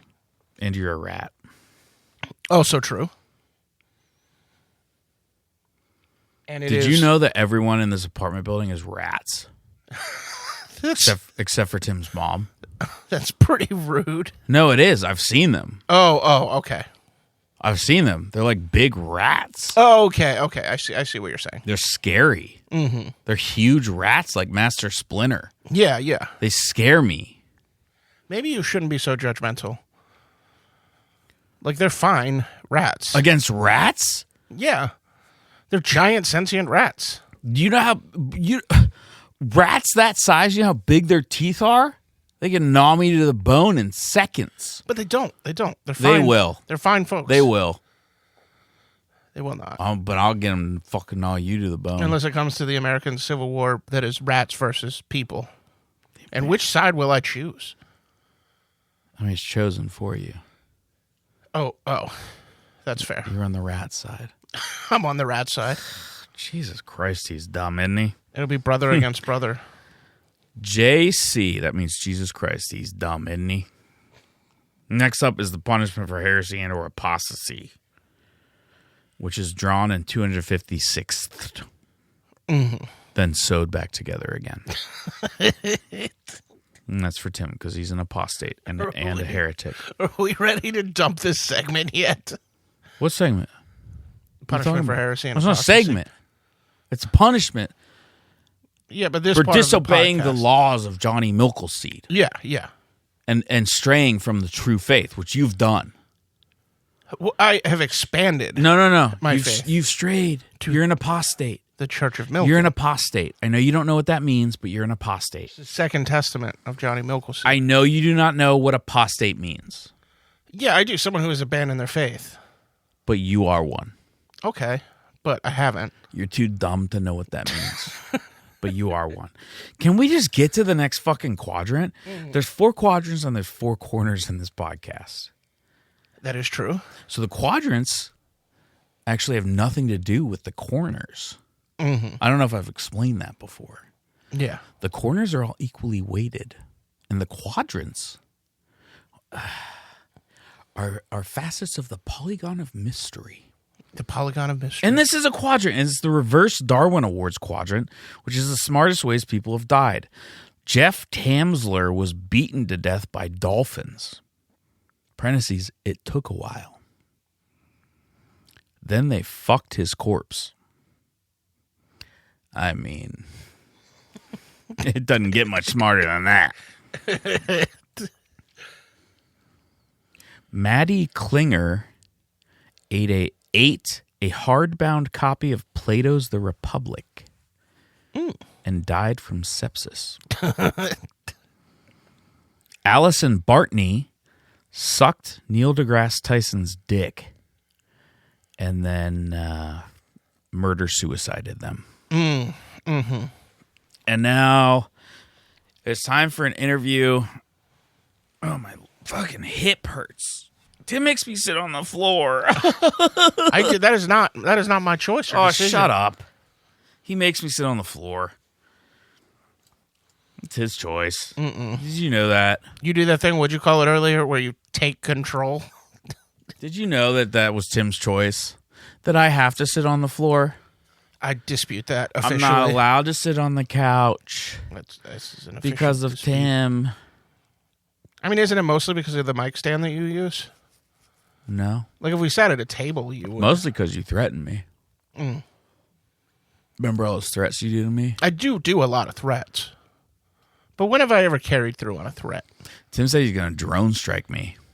He did say that. I don't know if he even has a drone. He probably fucking does. Fucking rich piece of shit. Goes to Steelers games all the time. Probably has a fucking drone. I do not have a drone. Probably does. Anyway, let's hit play on the interview. Mm-hmm. My name is Alexander Stapula, and I am conducting an interview of Cliff. Sorry, I didn't mean to get it wrong. Cliff, who's a former cowboy. Hello. Mm-hmm. Yes, welcome, Cliff. Cliff is my name. Yes, and what's the origin of that name? What's the origin is that my mama was drunk, and she said I hate the she name. birthed you? Yes. She was drunk. Do you have FAS? I don't know what those letters Fetal are. alcohol syndrome? I don't know what those words mean. Did you come out dumb? My mama would say that it's not nice to call people dumb. Okay, but did you come out kind of weird? When the kids at school would call me dumb and say, you came out dumb, you have fetal alcohol syndrome. We're not saying it's nice, but did you come out kind of weird and dumb? I would say so, yeah. Okay. We're here with Cliff. You don't have to be former too good cowboy at book reading to and cowboy. sufferer of fetal alcohol syndrome. She was drunk, and she said, I hate the name Cliff. Do not name him Cliff. So my dad, who wanted to name me Cliff, he wrote Cliff. Almost, it sounds like it was almost kind of a fuck you to your mom. Yes. Because it's still very similar to Cliff, but worse, really. Yeah. Now, I've never heard that name before. She hated it, and basically, as soon as she got out of the hospital, she did murder-suicide on my dad. Oh, yeah. And your father still alive? No, he was the murder Oh, and part. your mother? No, she was the suicide part. Yeah. She did it on them, those two. Yeah. Got it, She killed him, and then and was that a boon for you? And then she looked me into my baby eyes, and she said, "I can't live life with a son named Cliff," and shot herself. How old were you? I was a baby. I don't remember it. But how do you know she looked you in your baby eyes then? Because we had a VHS. Also, recorder. eyes don't grow. Eyes are the one thing that never grow. They're the same size when you're born, so they weren't really baby eyes. They were just they eyes. were my eyes as a baby. Your eyes as a baby. Thank you. Into a baby's eyes. Yes. If you're looking into a baby's eyes, you're looking into regular eyes that belong to a baby. Okay, I just need to clarify. It's the same I just thing, need to clarify. It's not like my baby teeth. Listen, one of us has fetal alcohol syndrome, and the other one doesn't. I have baby so teeth. I just need to clarify. And then I had grown-up teeth. Yes, baby teeth are a real thing. And eventually I'll have elder teeth. But for eyes, you just have eyes. When my you know what I mean? set of teeth grow in, past the grown-up teeth. Oh, yes. And my elder teeth. Your death teeth. When they grow. Yes, my death teeth. I'm waiting for those to grow in. No, those are after you die. Oh, but my grown-up teeth already fell out. So when do I get? Is there a step between grown-up and elder? No, it's just you get a fresh set of chompers after you die. Well, what am I supposed to do? I can't eat it's corn just on a the quirk. cob. It's just a quirk of evolution. Have you tried to eat corn on the cob without teeth? Well, no, I both don't have fetal alcohol syndrome and have teeth. Have you ever tried to have fetal alcohol syndrome? No. Oh, okay. I can't. It makes you a pretty good cowboy. It's too late for me. I mean, I'm a full-blown alcoholic. I just don't have fetal alcohol syndrome. Okay, yeah. When I fall off a horse, it's there's a part in my brain that where it doesn't hurt if I fall off a horse. I don't know if that's from the alcohol syndrome or if that's from something else. But it doesn't hurt to fall off a horse, which made me a real good cowboy. Huh? Makes sense. You ever fall off a horse? No, never have. Tell you what, bet you it would hurt. And I ended it there because we got to the bottom of it. We got to the bottom of it. Why was he a cowboy? We got it. We got there. Yeah, because he had fetal alcohol. Because we got to the bottom of it. Because his head didn't hurt when he fell off a horse. Now it's time for the window into memory. Are we moving the ad around? Oh, no, never mind. It's time for an ad read. Mm-hmm. All right, here we go. I'm going to hit play on the ad read. Pennies are pretty much gone, and change is getting complicated as shit. If you're a business owner who allows the option for customers to round up and donate to a charity, we've got the perfect option to eliminate the messiness of a total that includes change. Round down. Our patented process is a software that gives customers a real option. Are you going to round up to the next dollar to help the sick children? Or are you a huge piece of fucking shit who's going to round down and take money from that charity? You don't get to just refuse to pad our tax write-offs anymore. If you select round down, you're saving yourself a little money and some kids are probably gonna fucking die. You sack of shit. Just round up unless you're an irredeemable fucking wretch of a person who would steal food from the mouths of our corporate, sick children. Round down. Buy and install today. Yeah, that was an ad. And now it's time for the window into memory, which is not a corner. Mm-hmm. It's really not. That should go without saying. So it should really go without saying that's not a quadrant, but it's a window. It's a window only. It's only a window. Mm-hmm. Do you get that? Yeah. Sometimes I don't think you get that.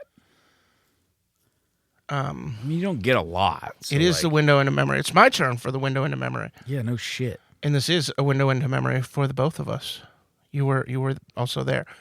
We've spoken about this before, but there was a time in Pittsburgh comedy where we would do a lot of like body shots off of each other, and most of those parties ended up with everyone popping their tops, and we would just peeing their tees.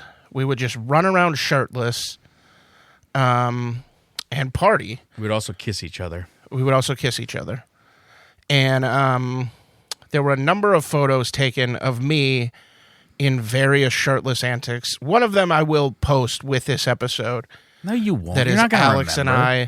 and I in a quite intimate moment. I think that, the listeners who are constantly shipping Alex and I are going to love it. No one's doing that. No one is doing that. Literally, that's never keep your fucking shirt on. No, We're not peeing tees now. now. I'm peeing a tea right now. You don't have to do it. Fuck you. I would just, now that we talked about it, I realized I'd be more comfortable without it. And a friend of ours at the time, Sarah Lou, made a calendar featuring many of those pictures, one of those being the intimate moment between Alex and I that was caught on camera that I will be posting. You're not going to remember to post it. I will remember to post it. You only thought of it because I just posted all my fucking posts where I had my 15-year anniversary of stand-up. Mm-hmm. I've done stand-up longer than you. Yeah. BT dub. I'm like right around 15, I think. But I'm better than you at it. Wouldn't you say? Huh? Wouldn't you say? I don't know. I had a TV appearance. Yeah, but my jokes are good. Yeah. But I was on television telling bad jokes. Yeah, you sure were about 12 years ago. Yeah. How much you get paid for that? $100. On regional TV or something? It was only in like 5 different cities, and I was only on for like 15 seconds. Oh, yeah. Yeah, the good old days when Tim was on TV. For 15 seconds in Minnesota. Didn't you have some fucking video go viral and someone reached out to you, like a manager? Yes, that was well before. I was too early on for it to have made sense for me to try to do anything with it. So stupid. Tim had a manager reach out to him, and he was like, "No, thanks." Well, I didn't say no idiot. thanks. I was like, I'll reach out again when I. That's not how that works. Yeah, I That's so stupid. also did meet a very good friend from that video going. Okay, but that's not the Who visits point. That's not from the point. another That's not the country. point. That's not the point. Yeah, I've made You fucked some up. missteps. You fucked up. I've made some mistakes. Because if you get someone reaching out to you like that, it's like, okay, then I just keep going and I keep right. You're an idiot. Well, I didn't want to be seen in too many If someone would have places reached before out I to was me ready. like that, I would have killed myself. Yeah. Because I would have been like, Mm-hmm. what's the point? Yeah. And you didn't even do that, did you? It was somebody who, their company represented Eric Andre. Yeah, that was very stupid of you. Anyway, Tim did that. Tim had a rep for Eric Andre reach out, and he said, no thanks. I don't think this person directly repped Eric Andre. They Right, were just okay, but their agency, company. whatever. The management company, you fuck. Now it's time for the All Is Fair in Milk and Love quadrant. We've done stand-up for 15 years. Dear God. Now it's time for the All Is Fair in Milk and Love quadrant. And this one is called Milk is Thicker Than Water. And that's when you do a human centipede. But the order is human, cow, human, cow, human, human, cow, human, goat, human, human, camel, human, goat, human, blue whale. And that is Milk is Thicker Than Water. And now it's time for the weekly/annual rankings. Okay, number 1, cheese. Number 2, coffee enema. Number 3, shoes. Number 4, getting eaten by a shark. Number 5, getting eaten by one duck. Hell yeah. Here are mine from 5 to 1. Roaches, Beetles, Volkswagen Beetles, the Beatles, monarch butterflies. Okay, and now it's time for... You ever see a monarch butterfly? They're so pretty. Yeah, I've seen a fucking monarch butterfly. I'm alive, and I'm 40, and I live in North America, dipshit. Yeah. What kind of a fucking question is that? God, you're dumb. Mm-hmm. And you're such a bad person. And it's 10 minute and go. So I'm thinking that this is the New Year's Eve episode that it's going to release on New Year's. And I am not like super into resolutions. I do them every year because I know it's like an arbitrary passage of time, but it does feel like a new chapter. It does feel like a good opportunity to hit the reset button. And I've got some of those that I keep private. I don't really talk about resolutions, but I do have some weird arbitrary goals that I like to set for myself.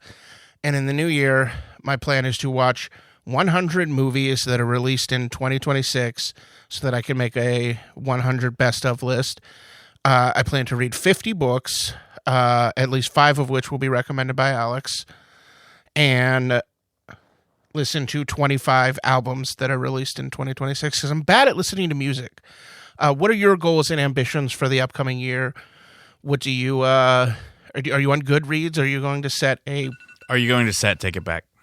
I retract. Are you going to set? Okay, he's retracted it, so don't pay attention to that. It's stricken. But yeah, Milk Me Father It's stricken from the record. at gmail.com. Let us know what We're your past the 10 minute. plans We're past it. and goals. Do you set fucking ridiculous, arbitrary things for yourself? I like checklists. Extremely arbitrary, meaningless things for yourself? Yeah, but it's like things that I'm already going to be I'm already going to be reading. I'm already going to be watching movies. So why not have a checklist? I don't know. To not be a piece of shit. I don't know. It's just a fun little thing that I like to do. I got you on that one.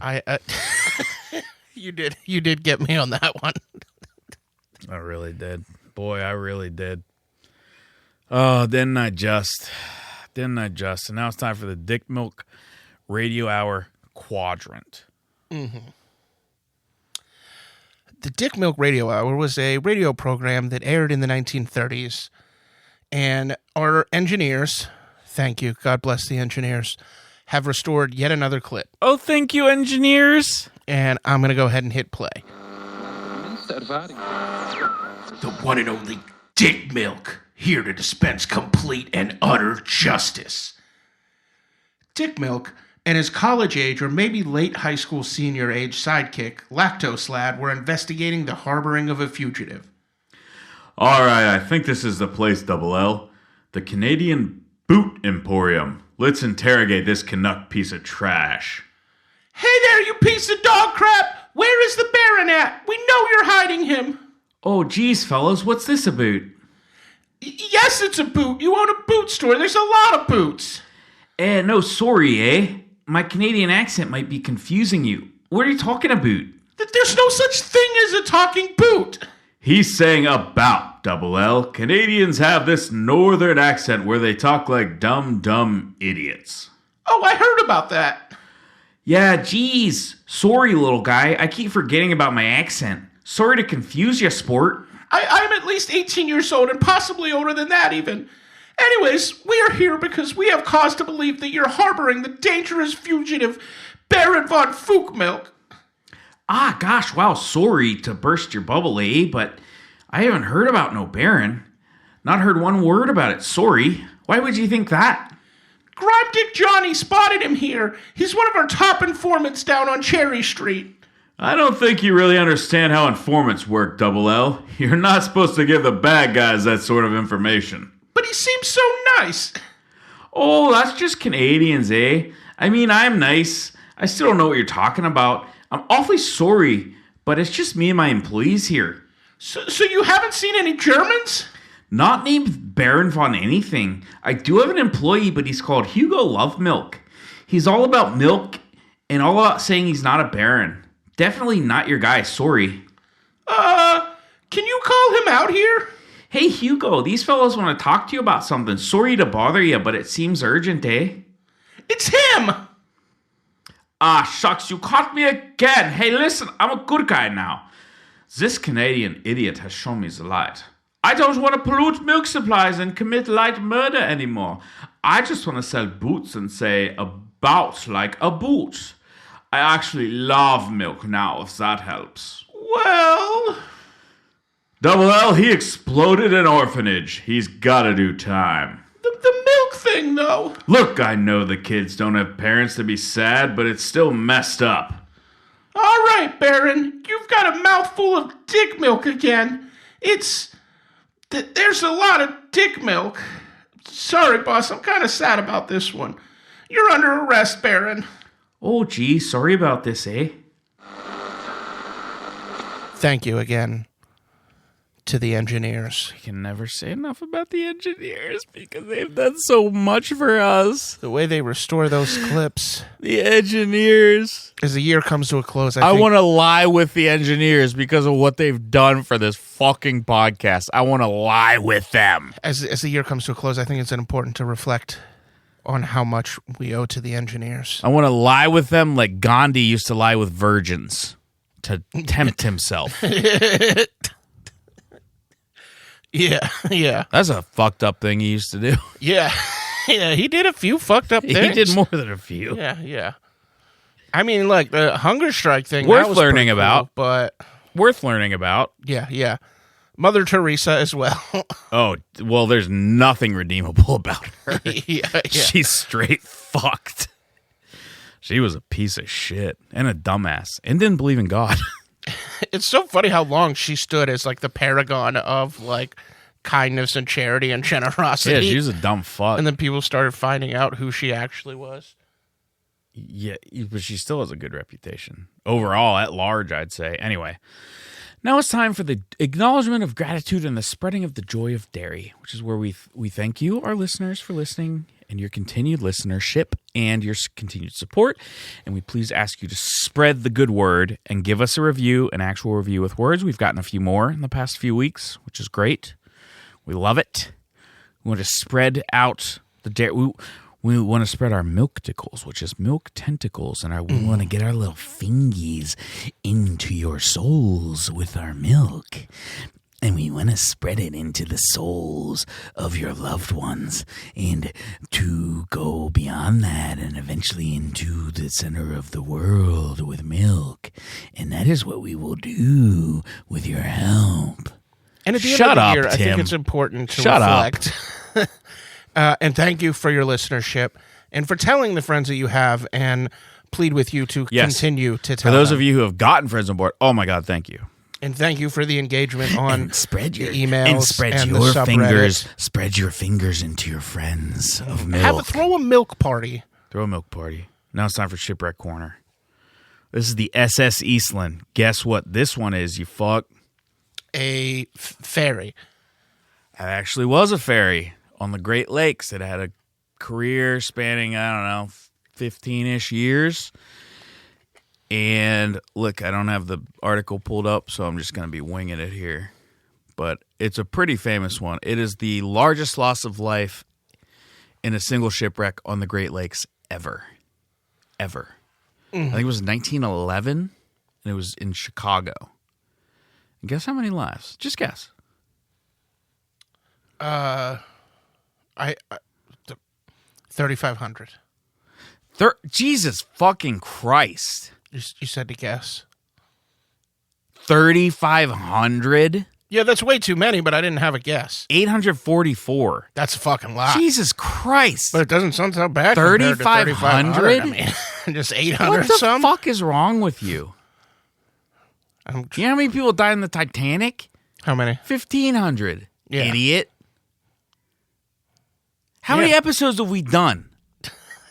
Look. And you're guessing 3,500 on I a knew that was ferry. going to be way high, but I didn't want to. You're guessing 3,500 on an inland ferry disaster. What am I going to... 844 is insane. It was either that or 12. Then you should have guessed 12, you little fuck. I would have been closer. Anyway, it's the worst loss of life ever on the Great Lakes, you fuck. Yeah. 3,500. Jesus fucking Christ. Yeah. I don't know how much a ferry holds. That's like, that would be like the fourth most ever. Yeah. In any shipwreck. God, you are, just don't get it. I didn't want to sell the Great Lakes short. Maybe Anyway, they had a big one. It had a career. There was some interesting things along the way. There was a what was qualified as a mutiny at one point. The coal stokers wouldn't stoke the coal because they weren't given enough potatoes, and the captain had them arrested. Eventually, that captain was relieved of command. History is such a weird thing. The coal stokers wouldn't stoke the coal because they weren't given enough potatoes. Okay. But if you that's a hard job, and if you weren't promised what was given you, why would you fucking do the work? No, I'm just saying that it's a weird sentence because of their compensation. That they were compensated with potatoes. Now I know why you put Karl Marx in corner because you fucking thought he was full of shit. I don't. I don't think he was full of shit. No, I was saying it's weird. I think he had a lot of good things to be compensated with Fuck potatoes. You. Fuck you. You bourgeois fuck. Enemy of the proletariat. I'm so proletariat. It's Shut not the even fuck funny. up. Enemy of the proletariat. Ideologically, yeah. I disagree. He said he loves ice. I am reading Glenn Beck's book right now. He is reading Glenn Beck's book right now. Anyway, it had modifications over the years, and this is an interest. Oh, no. It was after the Titanic. It was 1915, I believe, the Eastland sank. This was an interesting tidbit that a law was passed after the Titanic sank. A law was passed that all ships, including like inland steamers, had to be retrofitted with enough lifeboats for everyone on board. Some people on the Great Lakes said that this would make a lot of the ships extremely top-heavy, which it would. The Eastland had modifications done to it where it had a hardwood floor taken out and it had concrete laid as a concrete floor, which added like 5 tons to it.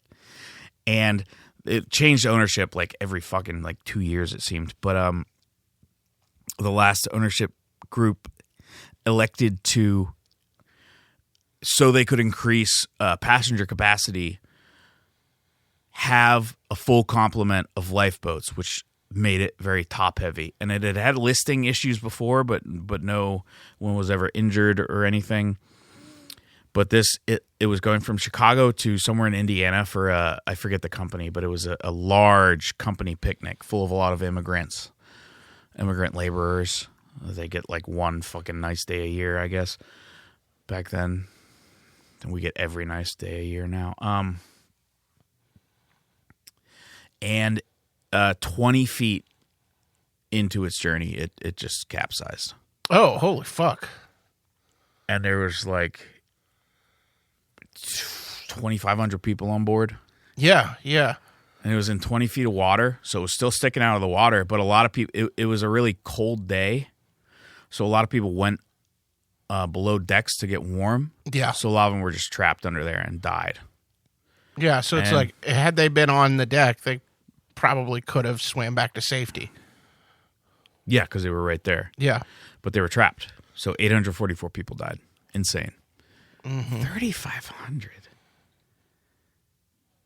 You're fucking dumb. And also they would have had to swim in really heavy clothes because the clothes back then were heavy.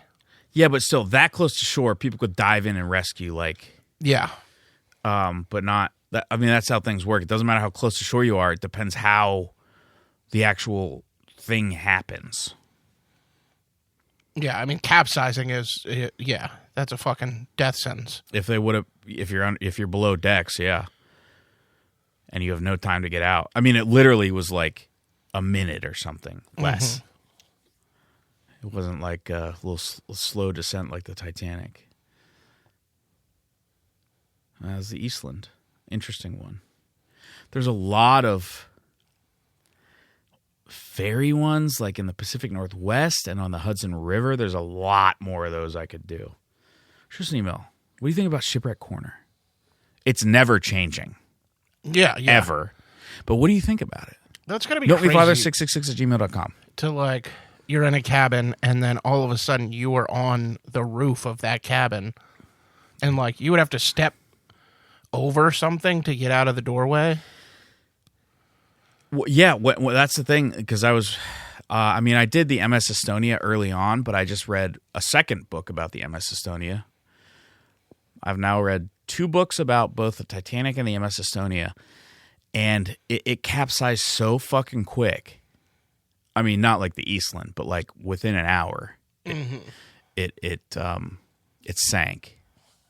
It didn't actually capsize; it sank. It went onto its side and sank. Capsizes when it turns upside down, but it happened so fast, and people were like startled awake. But by the time a lot of them were able to get out of their bunks, the ship was like at a 45-degree list. It went from vertical to horizontal. Yeah. And it's like, unless you're extremely like in good shape, it's going to be, even if you're in good shape, it's going to be extremely hard to make your way up those stairs when they're like on the side like that. Yeah. Even like if this room tilted like to where we were standing on the wall opposite of the door, we can't get out of that door. I could. Oh. I'd be out. Yeah. I'd be out of it. But that's just me. Yeah, you're built different. Are you going to hit play on the interview or what? Yeah. Just give me one moment to get the. But are you going to do it or what? Huh? Yeah. Are you going to do it? I'm going to go ahead and hit play on this interview. Hello, folks. It's Tim the Milkman Ross here with another great interview for the Milks of the World podcast. And today, as usual, we have a great special guest. Today with me is Randy McHalfnuts. He is a Civil War reenactor, but in an alternate history where the Civil War was fought over milk rights. Oh. It's McHalfnuts. Oh, come on, get my name right. McHalfnuts? It's McHalfnuts. Oh, I apologize. I Yeah. apologize. I'm not used to seeing names of the specific origin of. Well, come on, I told you beforehand. Where's your family? I did tell you from? beforehand. Look, Oh, they're from the ocean. they're from the ocean. Oh, yeah. Like they're just. I crawled out of it. I don't know. They told me that. That's what they told me. I don't know. I got to believe what my ancestors say to me. Well, the very far back ones. Because I crawled questioned out of them the- once. No. I questioned them once. I said, "You didn't really crawl out of the ocean, did ya?" And they beat the shit out of me. Yeah, I wouldn't be asking that question again I myself. almost died. Yeah. That's the last time I'd ask They that beat question. me near to death. Mm-hmm. And I said, "I guess you crawled out of the ocean." Yeah, that's fucked up. And I guess they did. In fact, I'm so scared that I'm not even gonna go any further on this line of questioning. They crawled out of the ocean. I don't want them beating the shit out of me. So Well, they just don't definitely- question them about crawling out of the ocean. Yeah. And I think you'll be okay. Are they otherwise pretty? I don't know what I'm doing anymore. Oh, yeah? Yeah, With the Civil War reenactment? with all of it. Okay, so tell me about that. I was doing the Civil War reenacting. My wife left me, I'm sorry to hear that. and then she came back to me. Oh, well, that's a positive, right? Yeah, but then she left me again. She's But got then to she quit. came back again. she's gotta quit and playing with- She's back now. Oh, she's back now. That's she's great. back for That's great. good. Okay, that's awesome. But she got rid of our daughter. Oh, that's a twist I was not. I said, I expecting. don't want to take you back unless you have our daughter. And she said, well, too bad. How did she get rid of I don't know where she is. She's missing. That's alarming. She dumped her somewhere. That's have you reported this to the police? She won't let me. Well, just like, do you want me to report it to the police? I don't know. Susan, are you out there? Well, I hope she's not. She's 29. Your wife or your daughter? My daughter. Oh, okay. She's 29. I don't know where she is. She's dependent upon us. She's our little girl. Have you tried calling her? She's 29. She probably has a phone. No, she doesn't have a phone anymore. My wife said she doesn't have a phone. Oh, maybe. And all I used to care about was reenacting the milk stuff. Maybe. Look, I don't want to come across as too harsh, but maybe your daughter just didn't want to be in contact with you any longer. And she told her mom to tell you that she doesn't have a phone. No. You say she crawled back into the ocean? Well, I mean, not necessarily, but I mean, she just might be elsewhere living her life and outside of the... Well, the only way that could be true is if she crawled back into the ocean to be a mermaid. Okay, maybe she crawled back into the ocean. So you're saying she crawled back into the ocean to be a mermaid, and I gotta go to the ocean and search for my daughter? Well, I mean, she definitely wouldn't have a phone if she crawled back into the ocean, so maybe well, she's gonna have a sea phone. Wait, there's sea phones? What are you talking about? She could have a sea phone. I didn't know there were sea phones. Yeah, there's sea phones. My family came from the ocean. You think I don't know that? I did not. I'm just saying. My family came from the ocean. You think I don't know that kind of stuff? I was personally ignorant about it. Oh my God, my daughter's missing. And all I've done with my life is milk reenact the Civil War that was different than the real one. Yeah. We said it was about milk. Were you on the Confederates or the Union? I was on the Milk Federates. I chose the wrong side, too. Well, what was the in the lore of the reenactment? What was? Don't be a mermaid if you're listening. Come back to land. I don't want to be a merman. I want to be with my daughter, but I don't want to be a merman. Okay, so maybe after this we'll go and file a missing persons report and tell the what with the ocean. Yeah, they don't take those. No, with the police and tell the police to check. There's no sea police. There's the Coast Guard. No, they just guard it. They don't look inside of it. Well, I am so terribly sorry. No, you're not. You don't care about me and my beautiful daughter. My stupid wife. If I hear anything, you have my word that I will. She's so stupid. I will reach out and I will tell all of our listeners if they. What is the daughter's name again? My wife and I have sex every day, but I just wish I knew where my daughter was. You have sex every day? We have sex every day, and all I think about is where my daughter is. I'm pounding inside my wife, and I'm thinking, where's Susan? Where's Susan? And that's where I ended the interview, because this is a sex-negative podcast. We can't have somebody talking about pounding their wife, Susan. He said he was pounding inside of his wife. Inside of his wife. So why don't you get that right? Okay. First of all. Jesus Christ. Yeah, but you're an idiot. I didn't want all that sex talk. He said he was pounding inside of his wife. He didn't say he was pounding his wife. Yeah. I guess that is very details different. matter. Yeah. Jesus Christ. Now it's time for parlays. First leg, new expansion team in Cleveland called the Steamers. Second leg, new sport where the goal is to fly a model airplane into a model of the Twin Towers. It's called fetchball. Third leg, God commits suicide by jumping in front of a train. Fourth leg, the world turns into a lawless nightmare without God. Fifth leg, actually everything still works just fine. Which is to say, sucks the same as before. Sixth leg, the Mississippi slaves finally agree to change their name.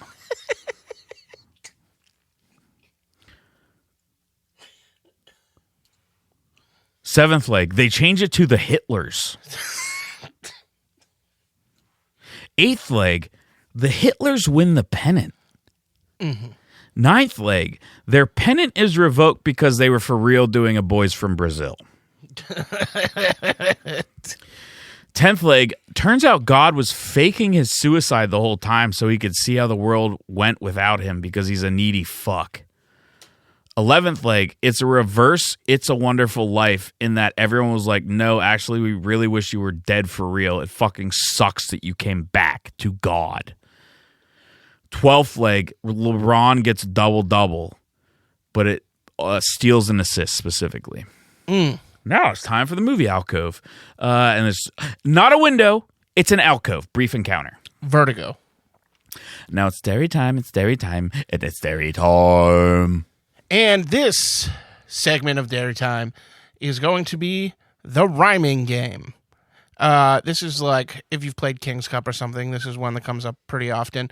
But I'm going to give a dairy-based word, and Alex is going to rhyme it, and then I'm going to rhyme back, and we will go until nobody has a rhyme anymore. And the first word is cheese. Please. Freeze. Knees. Disease. Cocktease. Okay, you win that one. Yes, of course I do. All right, the second one is milk. Pilk. Dilk. Dilk's not a word. You win that one again. I do. All right, cream. Steam. Dream. Team. Meme. Deem. Beam. Seam.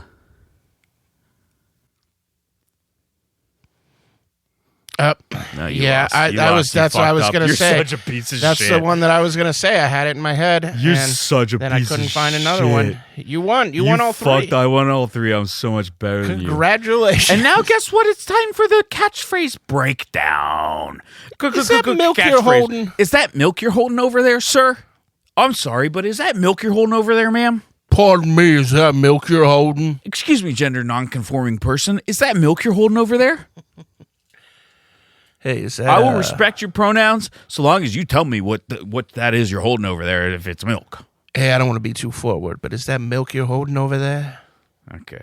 Well, that ruined it. Now it's time for Siege Warfare Meme Corner. All right, this is a quick and easy one-panel meme. And it is some white-haired anime girl with very pointy ears. And she is in front of a chest and holding a thing in her hand. And her caption says, "You see, you can just give this kind of thing to men and they will be thrilled." And in her hand is a piece of paper labeled "A Detailed Blueprint of a Medieval Trebuchet."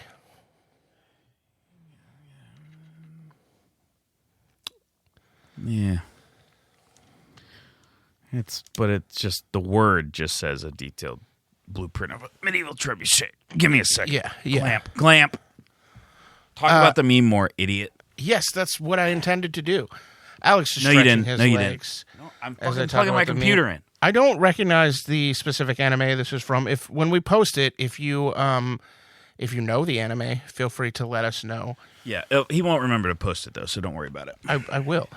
I've been really good about posting the memes ever since the beginning when I kept forgetting to do it. Now I make an album of photos on my phone and I label it with an episode number. You won't do shit. This fucking podcast sucks. All we do is review milks. That is all we do. Now it's time.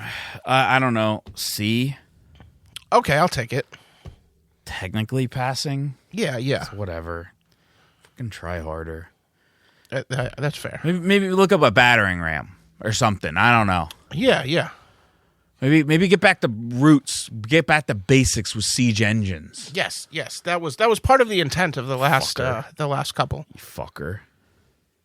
Now it's time for ruminations on death, mortality, the nature of existence. Well, we will all die, and that is ever present in my mind. It is both a relief and a quandary.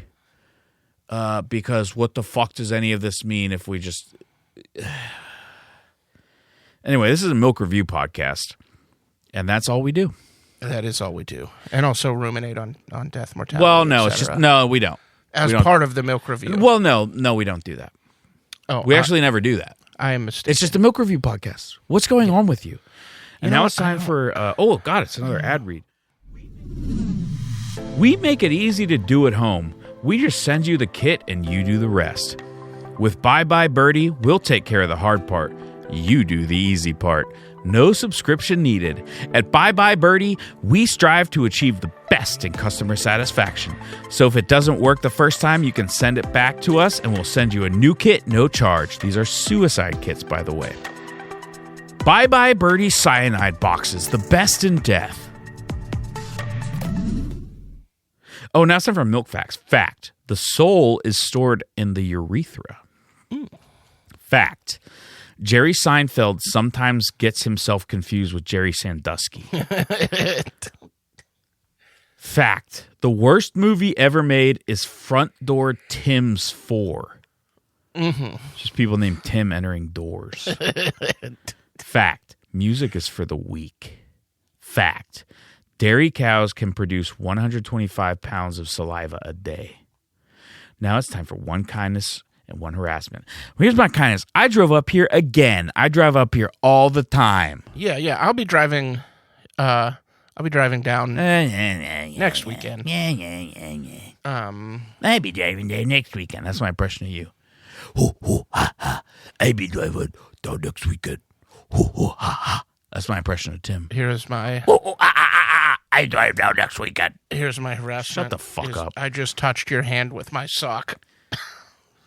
All right, and I just struck your shin bone. You did. I think it probably... Did it hurt you? Yeah, it hit my knuckle. Yeah. Don't extend your foot towards me ever for any reason. I'm going to react. Yeah. Now it's time for road work and improvements. And of course, the road being referred to is the road to the future. Tell us. So the feedback on the end of year post on the Reddit was good. Tell us anything you ever any ideas you have. We will listen. We won't necessarily do them, of course, but if you have an idea for a corner to change, of course, Shipwreck Corner and Siege Engine Meme Corner never change. That is non-negotiable. Those will never change no matter what. I don't care what the fuck Tim says. I don't care what the fuck anyone says. They're never changing. However, other corners and other quadrants are mutable.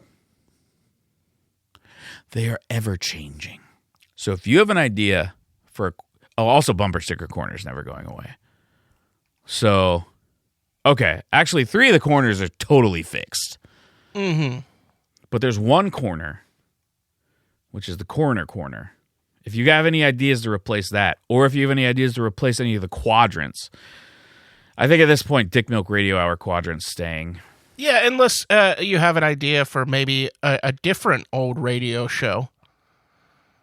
Like I think it should consistently be our engineers restoring radio shows, but maybe it's not always Dick Milk. Okay, yeah, whatever. Whatever. But yeah, any corner or quadrant ideas, send them over. And if it's something we like, it might not. That specifically, send us corner or quadrant ideas if you are thinking of anything. This podcast is fucking stupid as shit. Send us the dumbest fucking shit in the world. You could even do a throwback to insane Alex's, that we fucking made this shit. Alex's previous podcast with like a gruesome facts from history or something like that. What? I don't know, like true crime shit. People getting mutilated and shit. You're into that. I'm not into people being mutilated, you fuck. Oh. It's disgusting, and I hate blood. Oh. Fuck you. I'm into necrophilia, and I'm into fucking cannibalism. And none of those have to do with mutilation, well, do they? Gotta mutilate someone to eat do them. they? Nope. Because they're not alive anymore. Oh, okay. So the mutilation of corpses is unbothersome to you. You are so stupid. Just get fucked. And now I'm on a pathway to self-improvement. I didn't drink the past 2 days, but I'm drinking today because I wanted to. Yeah. And I want to drink New Year's Eve, and then maybe I need to stop.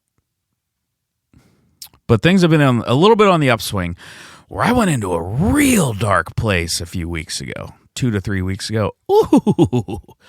I've reclaimed and regained a bit of my sanity. Hell yeah. Insofar as that I am able to exist without it being an ever-present nightmare. So I guess that is some self-improvement. Mm-hmm. Yeah, I have not done anything of significance. I did get a giant soda at the movies today. Fuck. Self-deprovement. Yes.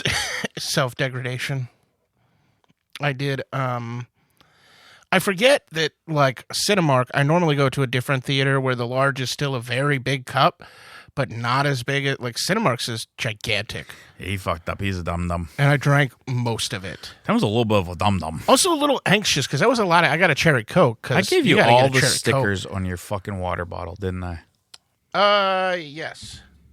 Well, not the little Chucky stickers that are mostly worn off. Not the stupid little dumb ones. Look, I got a new sticker on my iPad case. I don't give a shit. Oh, Pop darts. Shut up. I'm not playing lawn darts with you. Lawn darts was banned in the 80s. They're like suction darts that you play on like a table. Yeah, or some sort of surface. Exactly what I said. Lawn darts were banned in the 80s. Look, if you are gonna be on Tim's mom's Christmas tree, you better either be a red or white thing, a Pittsburgh sports thing, or dead. Because that's what's on there. And this has been Milks of the World. Whoops, we forgot to do the review. Latch Suckle Drain Refill. I do Latch. It's very expensive milk. It's like $8 a half gallon. Yeah, it was like $7 for 2 pints. So, damn it. It ended on such a good note. I do Latch. Suckle if it's given to me, but I wouldn't buy it. If you're really trying to cut out sugar from your diet, it's worth it, I guess. It doesn't taste bad, but it's not as good as regular milk. It's fine. Latch. I am going to drain it eventually, but I haven't drained it by the end of the episode, so for me, it's just a Latch. Yeah, Latch Suckle for me. I'm not going to drain it. It does. It's like drinking one of your favorite meals without one of the key ingredients. And like there's something missing. And once again, if you die, you will be on Tim's mom's Christmas tree. Thank you. Bye.